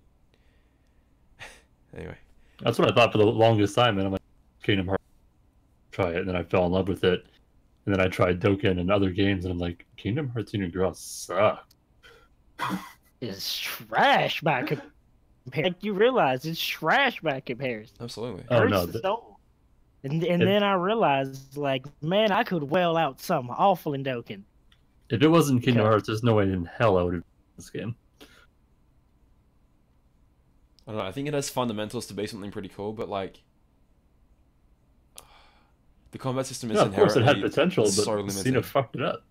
Like, what if you could, like you guys were talking about before, what if you could go in with 3 Keyblades, like Sora can do now in Kingdom Hearts 3, he has the ability to switch between 3 Keyblades, and you made content that was, like, technical, you know what I mean? Like, you could build a setup that was completely defensive on one of your Keyblades, and you could build one that was, like, hyper offensive on one of your Keyblades. And let's say in the defensive one, you had a bunch of buffs that lasted 2 turns, so then, first of all, you buff up on your first Keyblade, then you go, okay, turn 2, I'm going to switch, and I'm going to go hyper offensive. I don't even need to buff because I buffed in the first turn, and you know, I'm gonna like smack my way through this boss right now. And then, you know, you might have like a healing Keyblade, which I don't know, does a bit of a hybrid of both. But like, even without fundamentally rearranging the entire game right now, I think the stuff we can do to save it in a way, I don't know if it needs saving, but yeah, it's just so disappointing. And that's what's kind of funny is a lot of people, even people that actually love mobile games or gacha games, is they still have a subconscious hatred for mobile games because they're such a ripoff, honestly. The price that you can put into a mobile game compared to a console game is ridiculous. It's like, it's a BlizzCon when they announced the Diablo. Everyone thought, like, oh, Diablo 4. Yeah. And then it's like, okay, oh, holy shit, Aaron, you're alive? Yeah, I'm here. Just haven't spoken in a while. It's like, then they announced, like, Diablo for mobile. Everyone just like, what? Is this kind of sick joke? That was like the first comment when they actually opened the floor for comments. Like, is this some kind of joke? Yeah, wonderful. It's like, off season, sorry. Right, it's like, that's how people associate mobile games a lot of the time, is with some old bullshit and the scam. Which, when in a lot of the ways, sure, a good reason it is. It be like, there's like, it's warranted, but not every mobile game is like that. and some. I mean, good you could shit still may easily just get- spend a lot of money in Dokkan, still wind up completely broke and empty. So you could end up getting absolutely nothing at all. But you do get more, and you're more likely to get something out of Yeah. Dokkan or Dragalia or Epic 7 or any other game I'm than you just are saying, in man, I Phantasy watched because that guy. Honestly, the racing cards suck. Honestly, I feel like with Dokkan, because of the sales stuff, even if I was a little bit more whaley and got the $39.99 packs or the $30 packs, whatever, even if I bought all of because it's good compared to what you would buy normally in game, Fuck some oil. excluding sale stones from other third-party places, excluding places like if you want to maintain doing it the legal way. Once you run out of sale stones, it's kind of sort of one of those things where you might be like, okay, I'm out of sale stones. I think we're good. Because once you start having to pull out like $40 and some shit for a big pack of stones, you'd be like, I don't know if. Whereas their sale stones are so good, and they put a cap on them. It's a limit to how many you can buy. Yeah. For those of you So that don't you're play not just Dokkan, constantly going down the rabbit. you can buy like different, That- the same way what you can do in cards, you can buy different packs of jewels. You can do that in Dokkan. But let's say you have like jewel pack A, B, C, D, and E. They might say, okay, jewel pack D today is like 40% off or 20% off or something. And they might do that for all the packs simultaneously or only some of the packs at a time. But you can only purchase that, let's say, two or three times. It's usually between Yeah. 1 to 3 times so you can buy each. Yeah, so That's let's say not between even 1 and 3 counting times. the Lost Cove stuff. Yeah, that's true. That's true. Yeah, that's not That's true. counting that. But But let's that's just say- let's that's just- another thing entirely. Yeah, and let's just say you can do that. So what Prop's saying is that even though you're definitely encouraged to buy these packs while they're cheap, there's that big mental hit of like, oh damn, now I've used my 2 or 3 packs at this price. It's now going to cost me this much more if I want to get the same pack again. It's going to cost me that 20% extra again. And there's always that subconscious limit that you put on yourself of going, no, I don't want to do that anymore because Not only that, I mean, Damo, you can open the game right now, which I'm telling you to because we're still doing this poll battle. it's been sitting here open for 20 minutes. So. You're demanding that. And the very person that you see when you open the game is her saying that you do not have to spend money and to know your limits and basically giving you a warning not to overdo it. Let's be responsible, people. Mm-hmm. Where's that warning in Cucks? No. Keep on. Keep spending money. Keep giving us your money. And for their nothing. sale stones are so trash, bro. The sales are the Their sales most are- egregious, like the most insulting thing in this entire game. Have a sale, and what? If you buy $100 worth of jewels, I'm trying to do the conversion, but is it $100 for the biggest pack? Ooh, someone just bet that you're gonna lose this poll battle. And let's do it. And you get in Dokkan they're talking about, not in Dokkan we're talking about, not Cucks. Oh, I ain't going to Cucks. I'm not pulling. No, that's not happening. And what do you get? Like 1,000 extra jewels for spending $100, which is what, a third of a pull? Something absolutely ridiculous. No. In Yeah. when the sales come around, it's like I think you get, like, an extra extravaganza. Like an extra, like 1,600. I think it goes from like 14,700 to 16 or something like that. Okay, So it's like half a pull. Some weak shit. but it's just garbage. It's You absolute garbage. get half a pull. Cool. And it's so hard to touch. They are like you can buy 100 jewels, can't you? What does that get you? What's the point of a 100 jewel transaction? There is nothing on this earth that can get you. And don't even come to me talking about, well, you can recharge your AP or you can like do a continue or something. Fuck The right fuck? off with all of that. How the hell would you ever do that? Get out. That's of some here. like first day stupid mistake kind of bullshit. I've done that once by accident, and then once against Ava back in the day when I was still your free-to-play boy, literally struggling against the Ava boss. Remember when content was actually geared to Oh my the god, I current level of remember power, that. or the Oh. current level of power that you had, and I was like, oh shit, this dark side's gonna be really tough. You know, And now you can go into story and basically just Oh, pop one man. attack and it's over. because they have no idea how to balance content. It's just release an extremely broken metal, and the content suffers for it. They have no effing idea how to balance their stuff.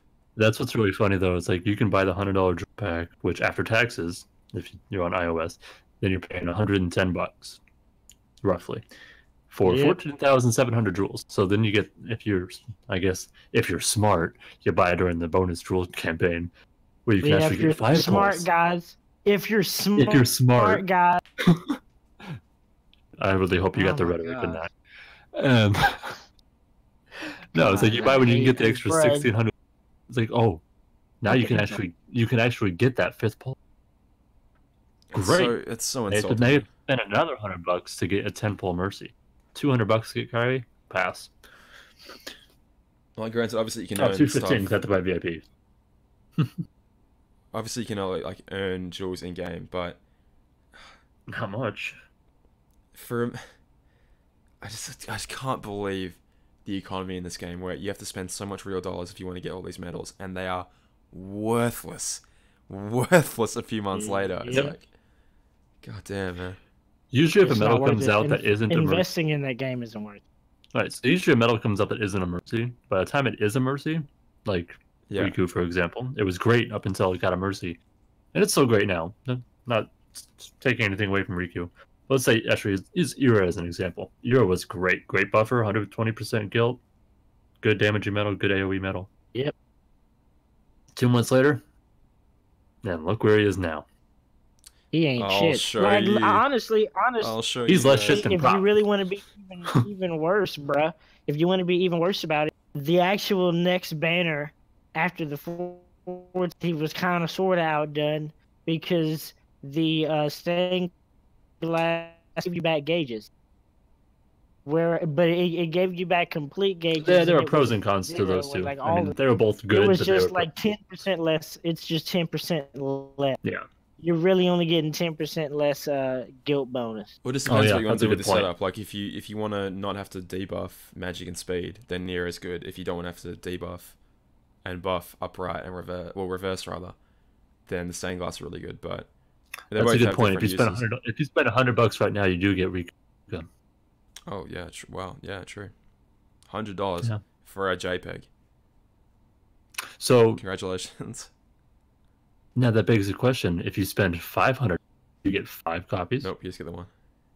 Oh yeah, we also forgot to talk about that too because you were mentioning earlier about this whole if they do decide to bring it over here, like they did with JP, if you decide to spend this amount with the VIP, you'll get the 10 pull mercy for her. What about that whole Riku super burst thing for $100 and you're guaranteed one copy of it? You think that's the other way around it? Oh, The other way definitely. around? That's going to be a mechanic that's probably going to come back. I don't see them ever. That's 100% going to. Yeah. That's 100% going to stay at that. Well, I Well, mean you have to that's think, something too, that Dokkan you does have to too. think- Occasionally, it's like when you spend or you buy the big pack, you get the But Red the Dragon units and get a that free you unit. get from that, aren't the units that you're getting from that banner. The units you get like from that purple stone, if you get the 21 pack or whatever it is that they do, you're getting the 120%. It's nowhere near as good as the units that are available now. That's why they're available. So like if you're a new player, you could get that pack and just be sitting pretty with a god lead on your team already. Which I mean, that's great. You can spend $100 and get Riku replica, except for you basically have to spend that $100 and get traits. That Otherwise, that is medal's gonna 100% going to be a thing. Otherwise, that medal's gonna suck.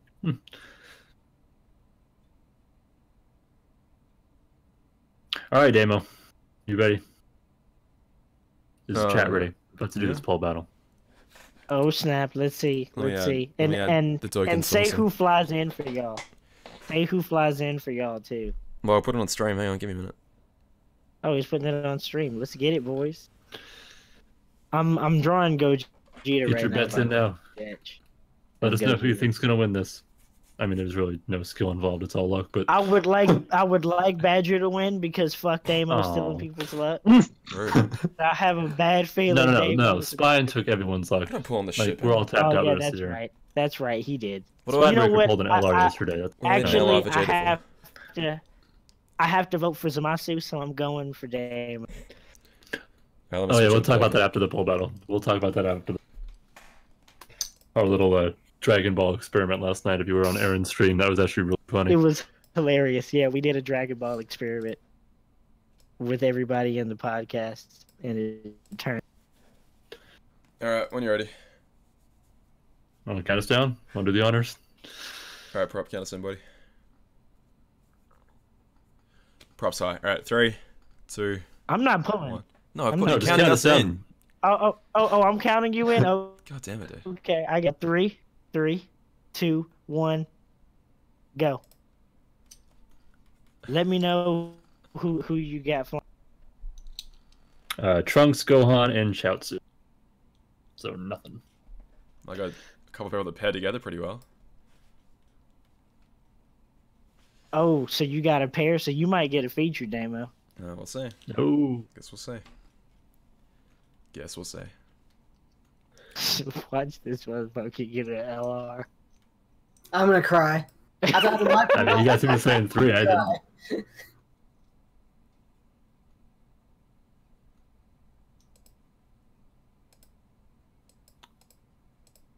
I'm waiting for it. I think I got a featured unit. I don't really know, but Oh, I you- think. You got a featured unit. Okay. I think. I don't know. It makes it. That makes me think it's not one of the good ones. Well, how would I know, man? I don't play this game. Because if they're on the front of the banner, then it's a good one.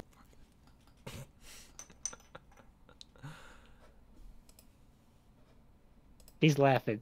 What did he get? Nothing good. Nothing good. 2 SSRs. That's You not say bad. that is it on the front of the banner? Well, you can go have a look yourself, boy. Hold on. You're streaming.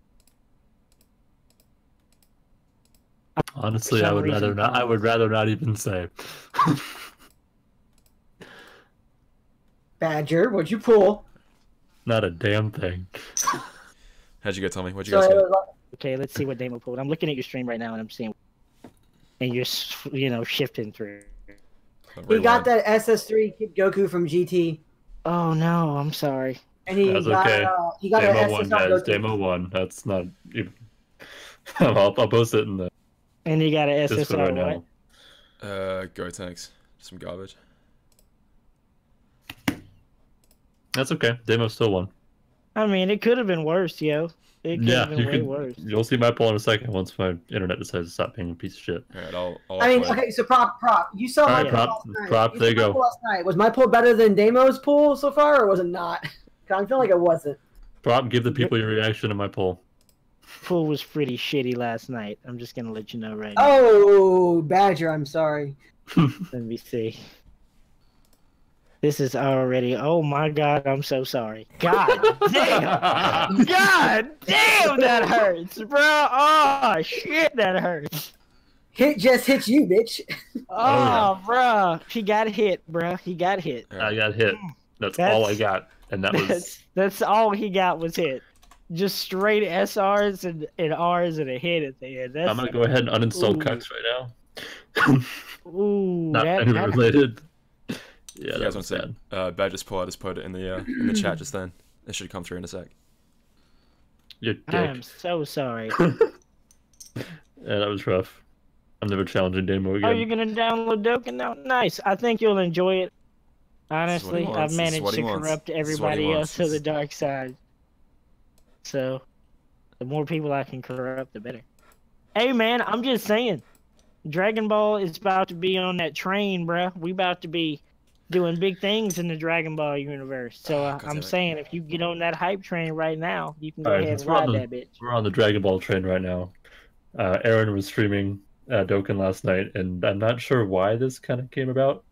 Oh no, it was his coworker that called him Krillin. Oh, Yeah. fuck you guys. Well, I mean, that's how it started. Yeah, that's true. Oh, that's what started it? Was His the coworker came calling? in I didn't know and that. called like, "Who's this Krillin motherfucker playing Dokkan?" or something along those lines. But then we decided, like, okay, who's the hero of everyone in our podcast group? Who's the hero? And then, like, hero ego and then villain ego. So we made a list of all of our, I don't know, hero alter egos and villain alter egos. Ironically, Lost is Fat Boo on both sides, good and bad. Yeah, we had Lost being Fat Boo with his Squirtle being made out of chocolate like Bobbity next to him. Badger's hero was Super Saiyan 3 Gotenks, and my Kamikaze ghosts were actually just ghosts of profanity. Yep. Damo is Goku. Prop was Vegeta. Don't know how you figured that, but sure. Maybe in Goku. Ice was Piccolo with his turban and Tim's. Hey man, you are the hope of the universe, the ray of everything that is good about the Jesus group. Christ. Everybody else is just terrible. Everybody else is bad. We're all corrupted and evil. But he's the good one. Kouta and good one. Cyber were Beerus. And then Spinebreaker was Teen Gohan. And going off to the villains, we got the pink bearded Rose. That's Prop with his pink scythe, and Zamasu, which is Demo. Ironically, Prop and Demo are both the fusions. I don't know. Maybe those two got some explaining to do. I don't know. Broly I and said Jiren. sailed it first. That's true. Originally, Demo was Cell. Broly and Jiren were Kouta and Cyber. I'm apparently Suicide Bomb Majin Vegeta. Apparently, I'm going to kill myself. It's good news. Spinebreaker was Kid Buu. Ice was Cooler, mocking Aaron's Frieza. And, of course, Lost was Fat Buu. Alright, Angry so if Fat you Buu. guys, if Let us anyone watching from explain bloody why Square Enix, Frieza- if anyone from Square Enix is watching right now, this is where Union Cross podcast has devolved into bloody fan fiction. So, for the Dragon Ball fan No. fiction. So, Dragon Ball fan. Jesus Christ. I mean, Like, this should tell you guys need to let step us up and help out. explain- But let us explain why Jesus it fit Aaron Christ. so well to be Frieza, though. Because Are we on the at one playground right now? point, at one point, What is at one happening to point, this he was a podcast? mighty well in Cucks, man. At one point, he was a mighty well in Cucks, and then they banned him. They deleted it. They deleted the ability for him to be able to buy stones, and somehow he came back. He was resurrected on another account, stronger than ever, Jesus like Golden Frieza. Christ. That's why it fits him so well. All right. We took like an hour doing this, so there's like detailed explanations for all of these if you want to. Jesus Christ. You know what? After that, if we're, let's look at the wrestling route. I'm gonna be the fucking Undertaker. Bye. You made All right, Barry podcast. Thank you for about watching, getting everyone. back up. Thank you guys for watching so much. Oh, Jesus Christ. I guess if more than two of us actually watch wrestling, that would probably make sense, but I haven't watched that in like 10 years, so.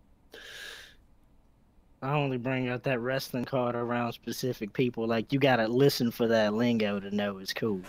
Like heel? Yep, like heel and face. No, man, I got the reins of the ship. You don't. No, you don't. Demo, what have you done? Oh wow. Oh god. Oh boy, oh boy. But are there any questions at all from the chat? From Damo's chat is what I'm getting at, not my chat. I want to know if anyone in the chat is thinking about what their intentions are for the rest of 2018 and 2019 in terms of keeping playing Union Cross. Like, I'm not trying to encourage it, but I really want to know if anyone's thinking of leaving, and if so, what would it take to keep them around? Like, how many people? I need to start polling people, like actually getting polls out, because I want to know who's here for the story, who's here for the gameplay, who's here because they're just genuinely enjoying it. Sounds like don't you care need a about- couple straw polls on your Discord. So. Yeah, I think I do. I think I need to get that going. Like, Yeah. tomorrow I should be able to have some time to do that. If you guys were paying, are you going to continue paying, Like- or Ask around about it. and what would it take for you to? I don't know. Again, I want this game to And- get a lot better. I just think it may be too little, too late in terms of they look at it, go, there's barely any people playing it anymore. It's not worth it. Loads more people play like the Cydia, for example, or any of those other games. Kugs is just like the black sheep in the corner that no one cares about. But Nomura can't let die because he has story he needs to get out. Nomura is a very strange individual. He's not going to be. All right, chat's answering now. Here's a question. This question goes to all of you. To I mean, get to like know you always better. do. What is it about your lives that brings you meaning? Well, Demo is his spreadsheets. That's it. I'm just a silent supporter on the side. I honestly don't even want to answer that question because it's. Who asked what kind? What is it? What is it about your life that brings meaning? That brings you meaning? Yep. We know Prop is his art. Demo is mean- his spreadsheets. Art. I know that was a really philosophical question. I don't know. I enjoy writing. I think. Art bring. I would say art. Yeah, I enjoy writing. Writing is gives my life meaning, I guess. What about you, Aaron? What For gives us you to a life? seriously, or would you like for us to answer that question like an asshole and or a goofball? Because we've got both answers. I got them both. Oh, Ready to go. this could definitely get weird. My thing. Okay, so what brings life? God, it's kind of strange. Okay, so it's gonna be a mix. I mean, it's gonna be a mix of like, and I want to have a job that brings enjoyment to me, which is why I'm going through college right now to get my degree that I want to work in the field that I want in. But in terms of like actual life value for me, my family and friends are definitely gonna be at the top of that list. But I also greatly enjoy immersing myself in other people's worlds or just other worlds in general, which is why I read a lot. I mean, I read voraciously. I mean like books, fan fiction, because fanfics can be just as good as actual published books. Don't get me wrong there. They're hard to find, but they're there. But I read voraciously, and when I'm playing a video game, I enjoy role-playing games like Cucks, like Final Fantasy, stuff like that, like Devil May Cry, God of War, because the stories in those are really, really amazing, so and you can actually immerse yourself in those stories, and kind of get lost in it. Yeah. So I mean, it's that kind of stuff that I enjoy a lot. But I mean, me too. And that's why I like writing. Yeah, that's why I love writing. Is I can make my own world and I can live in it. I can create stories for people that I can create a life that I would envision to be perfect, or literally live in someone else's life. So that's actually a good answer. And shit, maybe if you like reading so much, that I've written. I've tried reading a bit every now and then too. I'm not too good at it, unfortunately. But I mean, I guess it's what they say. If you cannot, those who can't do teach in this regard. I guess I can. I can't write very well, I don't think. I mean, maybe I can. Who knows? I haven't really given it too much of a try, but I don't think I also have the patience for it either. So who knows? I don't know. I love doing it. Turn the question seriously. Well, since you actually brought up a couple other games, we've talked about Dokkan, we've talked about Dragalia and other mobile games. I think everyone here, it's like their YouTube content, and if Prop ever decides to dabble in the YouTube field, or gonna start making. I gotta figure out what I want to do. Like, I'm not a game type of guy. I could do art and stuff. I just don't know the first thing about pro shit that comes with making a YouTube channel. But everyone wants to make a YouTube channel. Maybe I do a bunch. But I was getting, it's like we're all trying different mobile games, but not only that, it's like I want to start getting into like console games, especially ones we could play together. However, we've been talking about this for a couple of months now, and we haven't actually decided on all of us could get into. Still trying to figure that out. If you have the chat has any suggestions. 3 is definitely going to be that when that comes. Yeah, I mean, I'll definitely pick up Borderlands 3 when it comes out. However, probably isn't going to be coming out until the end of next year. Yeah, sadly.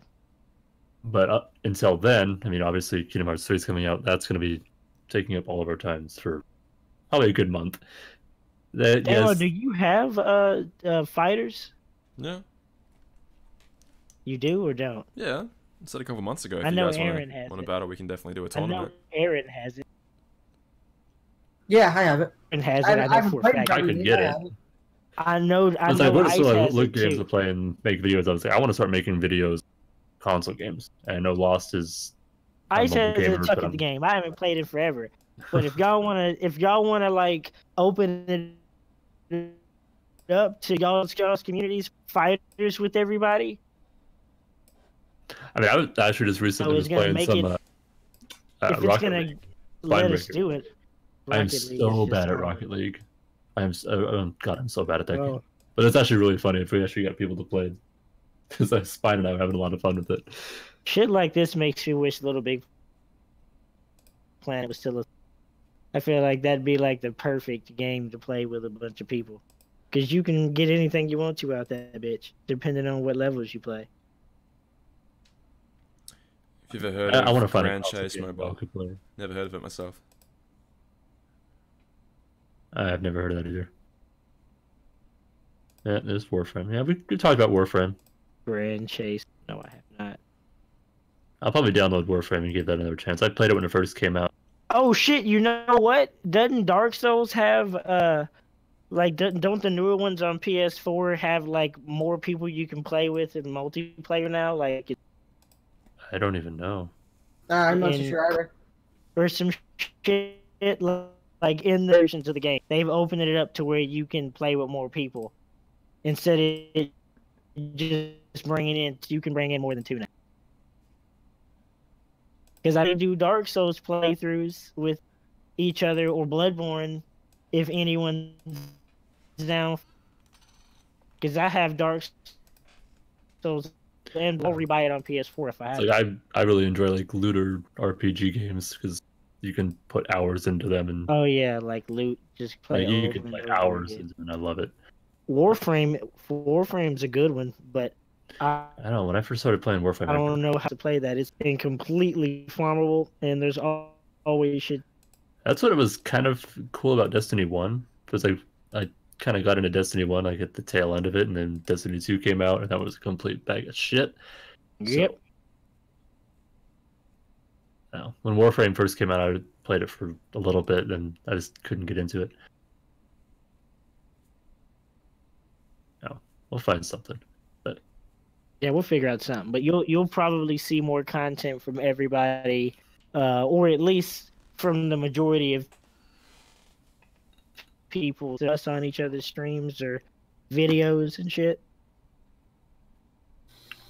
Nice to be able definitely. to switch out and do a bunch of stuff. so we need ideas for and branch games to a play outside of our phones. We need idea for a fucking name for the group because for some reason, episode 9 of this podcast, 3 or 4 months into it, still don't have a goddamn name, which I think is a little strange. But and then if there's anyone here that's an artist and wants to draw this Dragon Ball thing that we were talking about, like all of us as Dragon Ball characters, I would absolutely fucking love that, and I might pay you for it.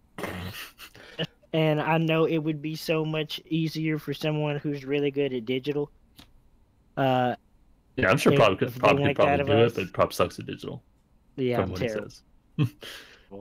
I'm sure he's a lot better than what I could probably do. I mean, I could draw us all stick figures maybe, but Nah, like I would want somebody the art in like a really crispy fashion. you could find all the other episodes on Lost Prediction YouTube channel. Yes, you will find the rest of them on Lost. The only reason Damo We'll started start today is because Lost is on guessing. vacation. Damo started guessing. I like, can't hear our a third goddamn thing you're episode. saying, man. Yeah, you're cutting out a little bit. Hold on, let me go back. If I had to guess, I think it's because you're streaming, but... Oh, man. Well, I just bought a Switch, so I'm pretty keen to check out some ye old Smash in a few days. How's time. that? It's better for now. Sounded better, yeah.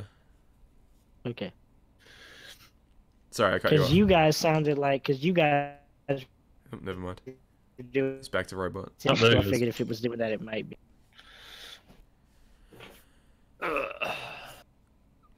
I'm probably gonna go ahead and end it on my. Yeah, we're about towards the Would you tail buy end an of all this one. digital console? I mean, I personally am a big, like, if my attitudes towards cucks are anything to go off, like, I'm a big proponent of, I don't know, when I buy things, I like them to have value in terms of physical media. I suppose, like, it's something I can take with me, and then, more importantly, like, give it to friends. Like, I can give the Kingdom Hearts collection to my friends and introduce them to it that way, rather than, like, just as a small example, or like any games that I can play through. A friend can buy it. Like, let's say Spider-Man and God of War come out a few months apart, and I can be like, all right, buddy, I'll buy God of War, you buy Spider-Man, and then we'll swap over in a few, when we're both done with it. Yeah, there's pros and cons to that. Like the digital, there's no risk of it ever being stolen, unless someone steals your console, of course. Unless your account's banned, and then, too bad, buddy, you lose all your games on your account. Well, don't do anything to get yourself banned, dumbass. No, fair enough. I'm just saying, there's still. But yes, there's negative sides to digital as well. But your disc could break, your disc get all scratched up. Yeah, totally. If you take care of your shit, it's not an issue. But Yeah, I've never had any sort of I issue with my don't physical hate stuff. either one. I'll buy. I think what they probably should do is go the way like Blu-ray does it. Like when you go off and buy a Blu-ray disc, you get a DVD and a digital copy as well. So it's like if you buy a Kingdom Hearts 3 on a disc, inside is a code that you can actually get the digital version as well. It's only available for like that console. That way, if your disc ever gets ruined, you still have the digital. So instead of having to go out and buy a new one. But that does lead to you going off and buying it and just selling the disc. Yeah, people definitely 100% do that.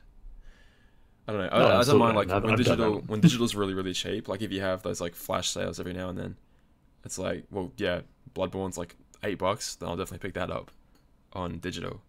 And I've like I really love the convenience of it. But if I'm gonna be making like a full price purchase, I'll be definitely getting that physically. 100%. I mean, shit. If I had the money to buy a Switch, I would definitely be buying a Switch. But bad or broke, Aaron, buy me a Switch. No. Kouta. Jesus Christ. Getting that. Maybe if I get some Christmas money, I'll buy one. I mean, it's like this is just how I was raised, I guess. But like the idea that I could spend all this money on an in-game medal that would have zero value at all in a few months' time is like, this is completely backwards to me. Like I have a hard enough time buying a video game that I really want to when it's like 19 Australian dollars, even though I really want to. I've been thinking about it for months. I wait for it to come down in price, and it's like, yeah, but should I get it? Do I really want to get it that much? Now, granted, I still waste money on like, I will be that. Like I'll go off and buy or even pre-order like Horizon, God of War, Kingdom Hearts 3. Those games I will absolutely buy. Like I'll pre-order those, get them on release day or something.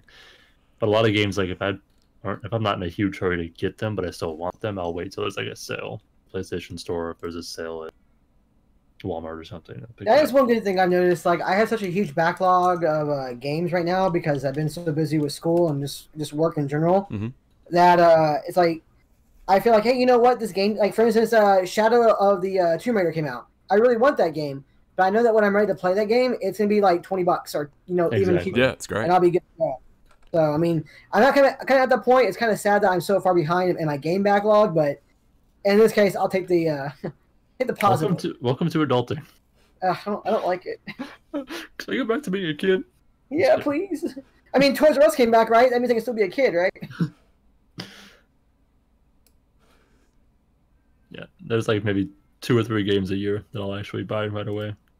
Yeah, I agree. I'm not going to try Red Dead Redemption 2 because I played the first 20 minutes of Redemption 1 and I wanted to smash my fucking PlayStation. I hated it. No, you should have stuck with it, man. It's such a good game. I'll grant you that I've heard first great things about it, but I've heard great things about a lot of games I did not enjoy. I'll grant you the opening's pretty slow, but when it opens up, like it's such a it's an almost indescribable experience of, it's just you and your horse out there in the wilderness, and you just stumble across. I don't know. I have like the fondest memories I've never had in any other video game ever, where, the moon's out, it's the dead of night, and you just happen across this like burnt out house or like a shootout that's gone wrong, and there's just bodies all over the floor, or just some mysterious like a wagon. Probably, you gone? That's like outside of Kingdom Hearts. That was like a big, like, I guess, experience in like your video game. One of my more memorable video game experiences for sure.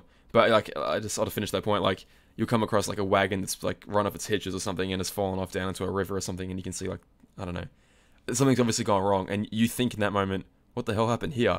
And at that exact moment you think it, John Marston goes, what the hell happened here? And like this tiny little music cue comes in the background at the same time, and it's like, perfect. It's indescribably in that moment for me perfect, and it just solidified.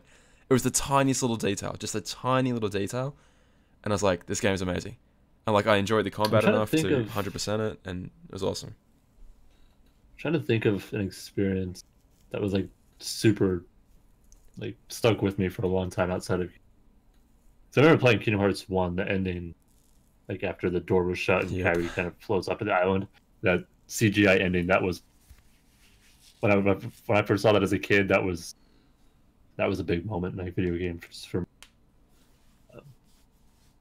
I'd say God of War at the very end. I'm not going to spoil it for anyone that hasn't played it. Yeah, please don't. But when you find out what you find out at the very end, that was pretty huge. Because I'm a huge God of War fan, always have been. It's actually pretty big.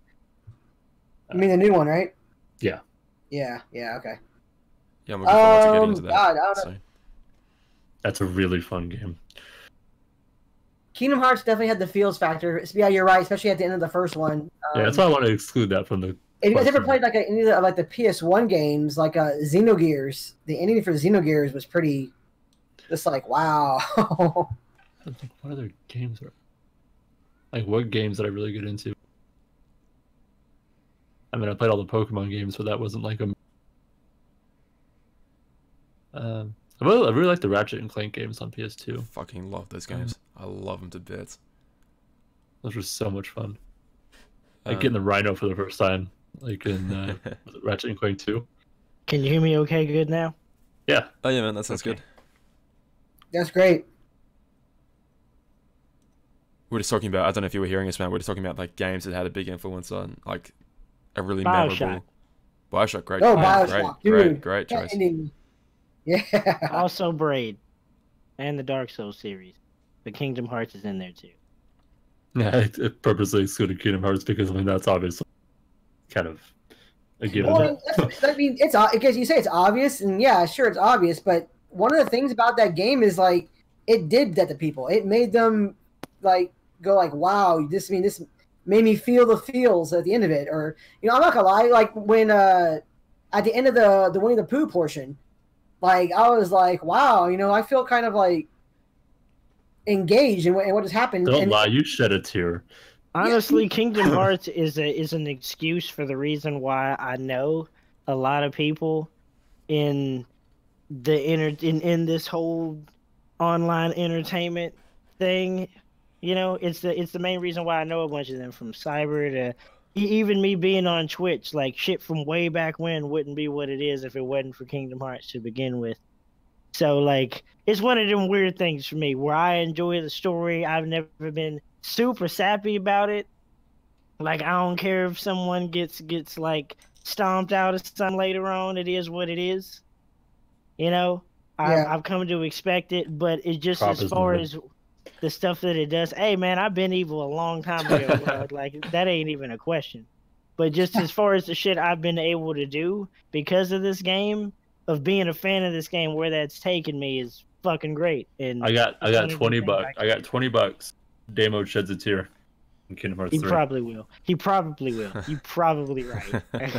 I mean, I'm not gonna say the 0.2 I don't opening think had me you'd be pretty wrong shaken, either. but Fair enough. Oh, 0.2 got you? Shit, you'd be crying like a baby in 3. Right, what? when the hand comes through? No, the opening cinematic is 0.2. Where like Sora's hand reaches down through the water. I was like, no. You got by the opening cinematic. I got, man. I got so hard, dude. Are you kidding me? Oh man. Really? I mean, like I can't shit on him because there is certain parts in movies that have gotten me, almost got me, but not for this. No, I could be a sap when it comes to movies, man. I just watched Marley, and strange statistic reason I watched that the other night. Fox and the Hound will get you every time. Oh yep. As will this. I'm not even a dog person. Lion King, bro. When dogs die in movies, it's like, what the hell? Yo, we gotta watch Mufasa die again in crispy HD, bro. Oh no. Well, yeah. That's funny. My nephew's 2, and for some strange reason, my brother was making him watch Planet Earth. And my nephew really likes elephants. Like that's kind of his new thing. He loves elephants. An elephant. It's like there's like a safari scene in the show or movie or something. Looks like the elephant going across the safari. Oh look, here comes a pack of lions. He's like, elephant, and they're mauling the elephant. I was like, I'm just like, oh my god, what the fuck? Turn this off. And he's just like, elephant. I'm like, I don't think he has any idea what's happening, but good god, what the fuck? You describe this kid. Lion King, ugly cry. Yeah, you're right. Lion King equals ugly cry. I think it's gonna be rough. If I owned a store, I would absolutely have a promotion. You get like a box of tissues with a Kingdom Hearts 3 pre-order. You know what? I'm curious about this with the way, because obviously Kingdom Hearts 3 isn't the end of Sora's journey as stated by Nomura. yeah, it's stated by the creator. What if all of these remakes of these movies? What if they start putting these realistic versions of these characters in Kingdom Hearts games later on down the line? Oh God, can we So not? like you get the realistic Simba. I mean, they could get an excuse to put realistic medals in cups. There's an excuse for it. Like you've I'll take got an Emma two Watson different medal. versions of the same Sure. thing now. So you never know.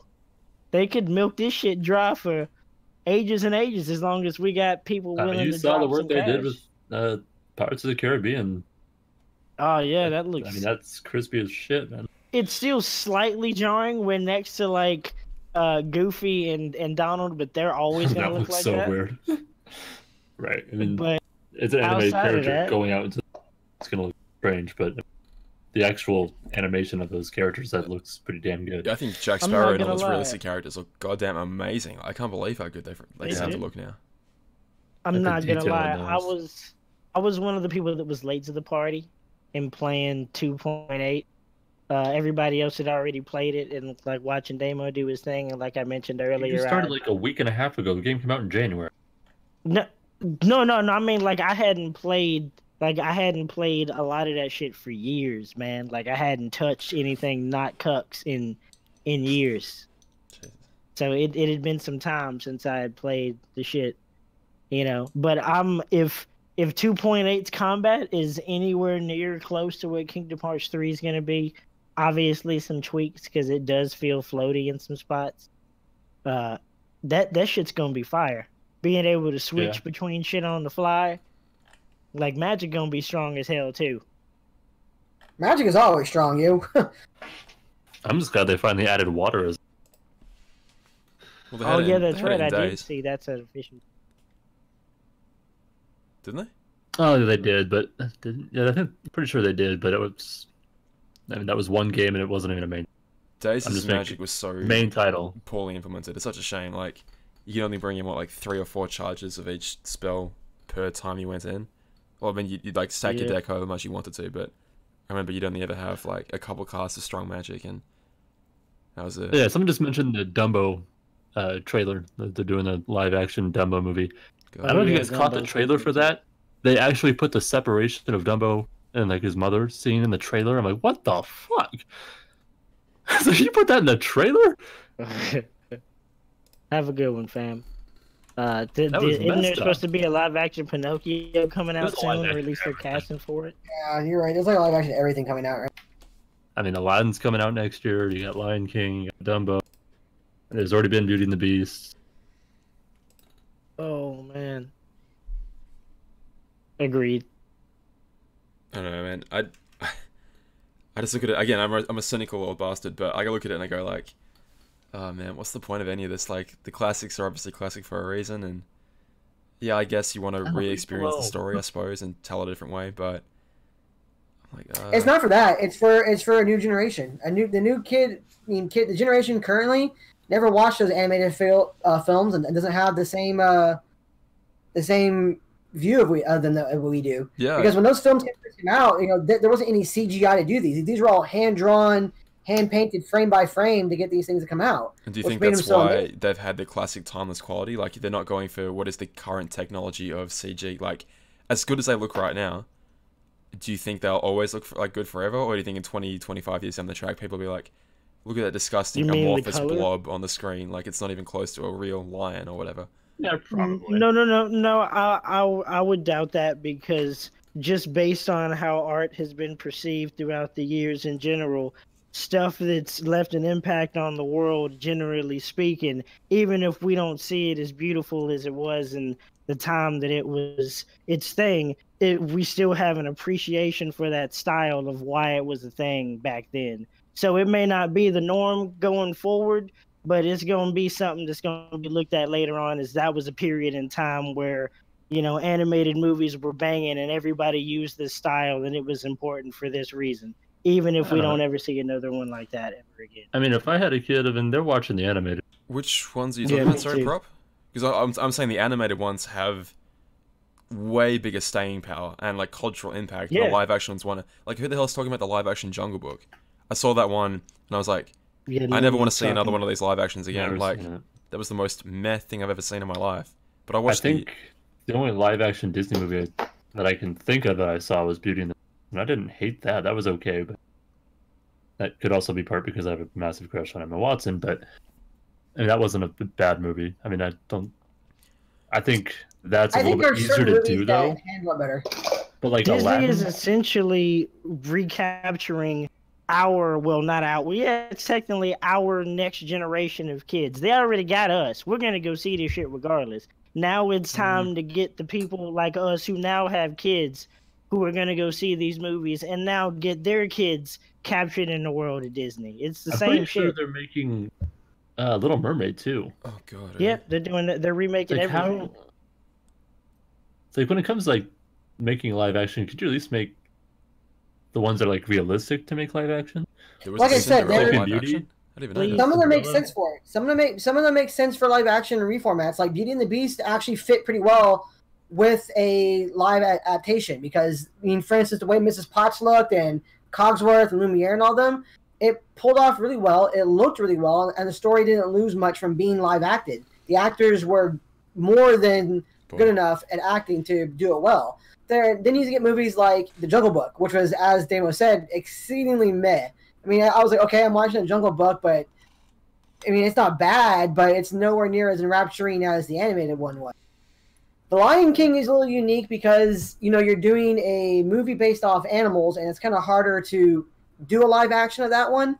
So I'm really not too It's sure not about live how action though. It's CG. well animated, yeah, live in this format. Yes, you're right.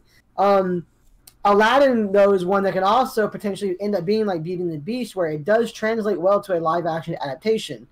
Little Mermaid, I have no idea. That'd be interesting to see how it's gonna look. I mean, That's how you give kids nightmare fuel for the rest of their life. Is a realistic Ursula. Ursula. Oh my That's how God. you give children night. Don't do that. Like, please don't make this movie.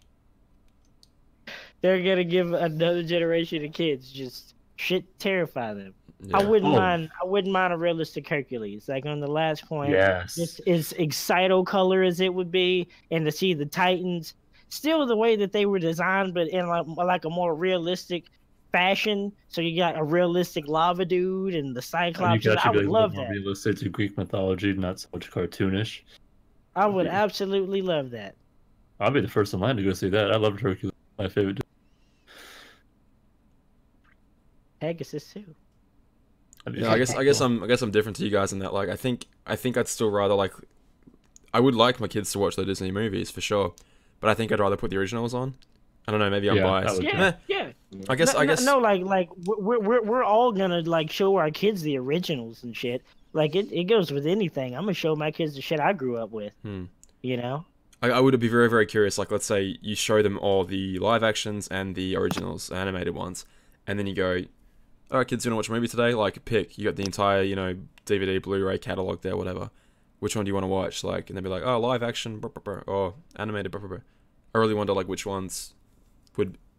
It'd be a good experiment, actually. I might find that out. Like, A kid would pick now. yeah, I do wonder. It depends on what they're introduced to first, because Give me 2 to 3 years. I'll use my nephew as a guinea pig.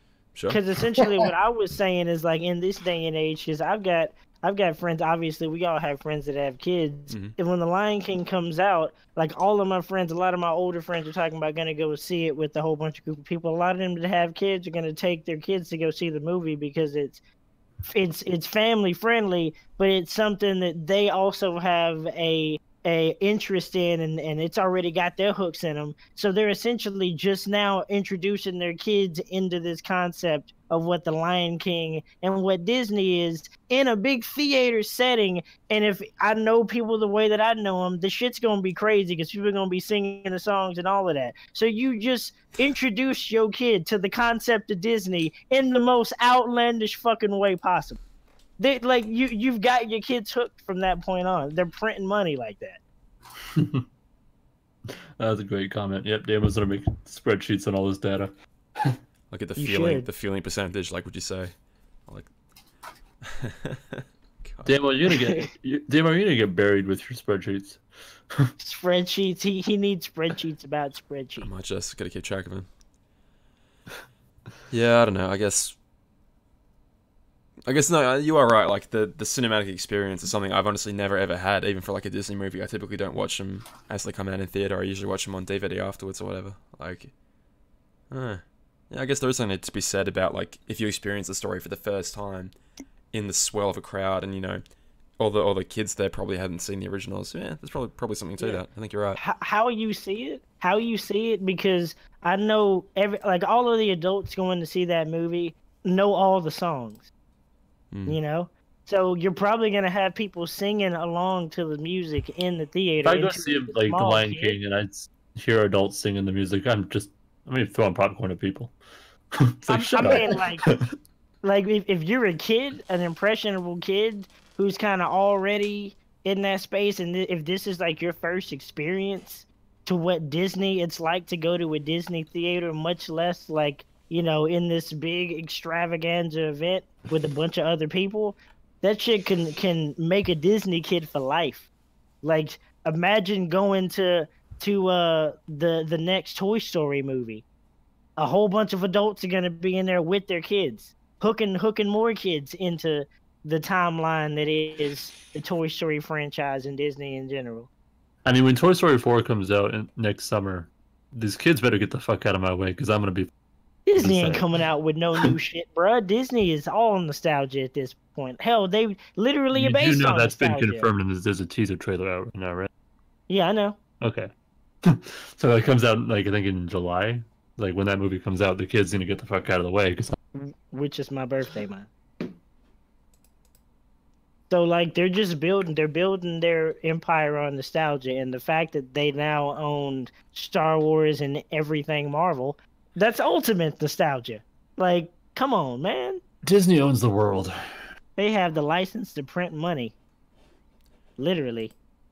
Alright, so we've all agreed. Wreck-It Ralph World in February. Good, we've all got that sorted. Talked out of the way. Excellent.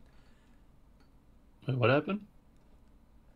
What were you guys talking about? I was talking about Wreck-It Ralph. I know. I'm just where did not that come from? What did you just say?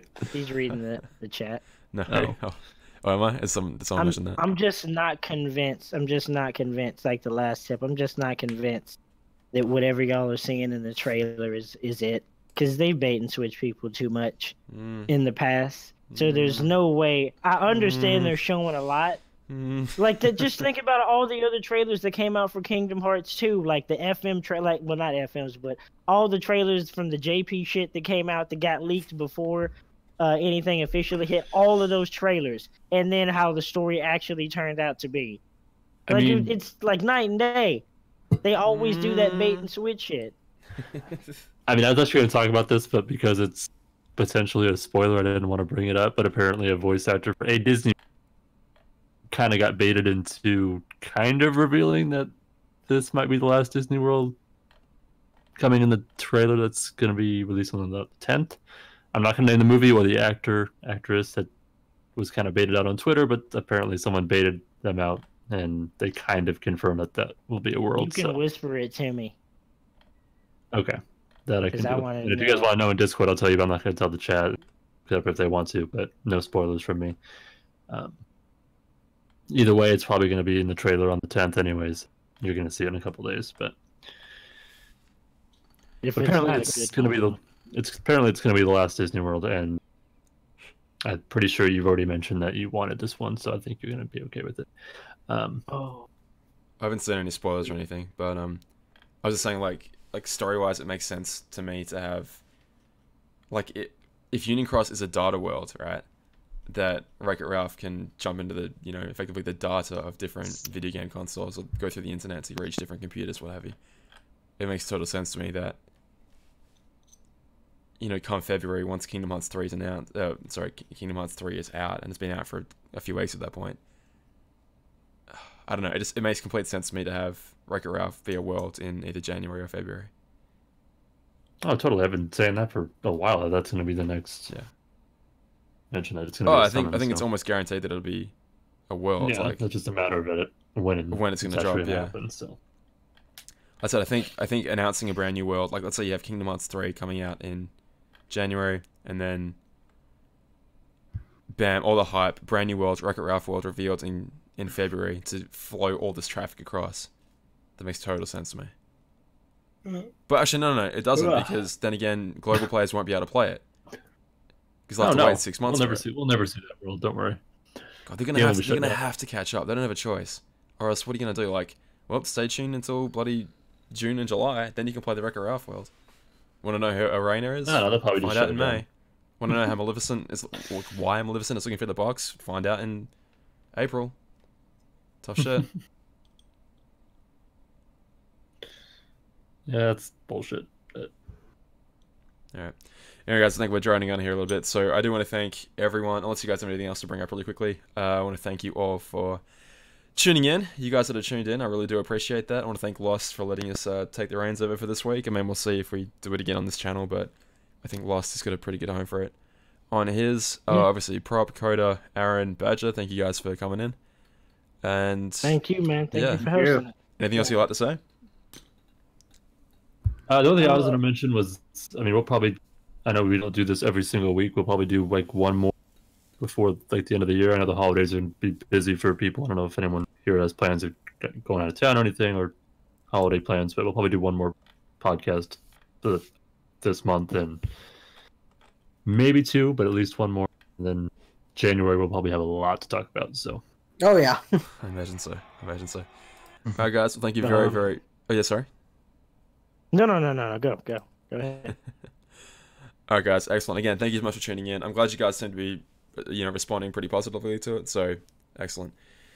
Alright, guys, thank you very much, and we'll see you really soon. All the best. have See a ya. good one, guys. Bye. Bye, guys. Good one.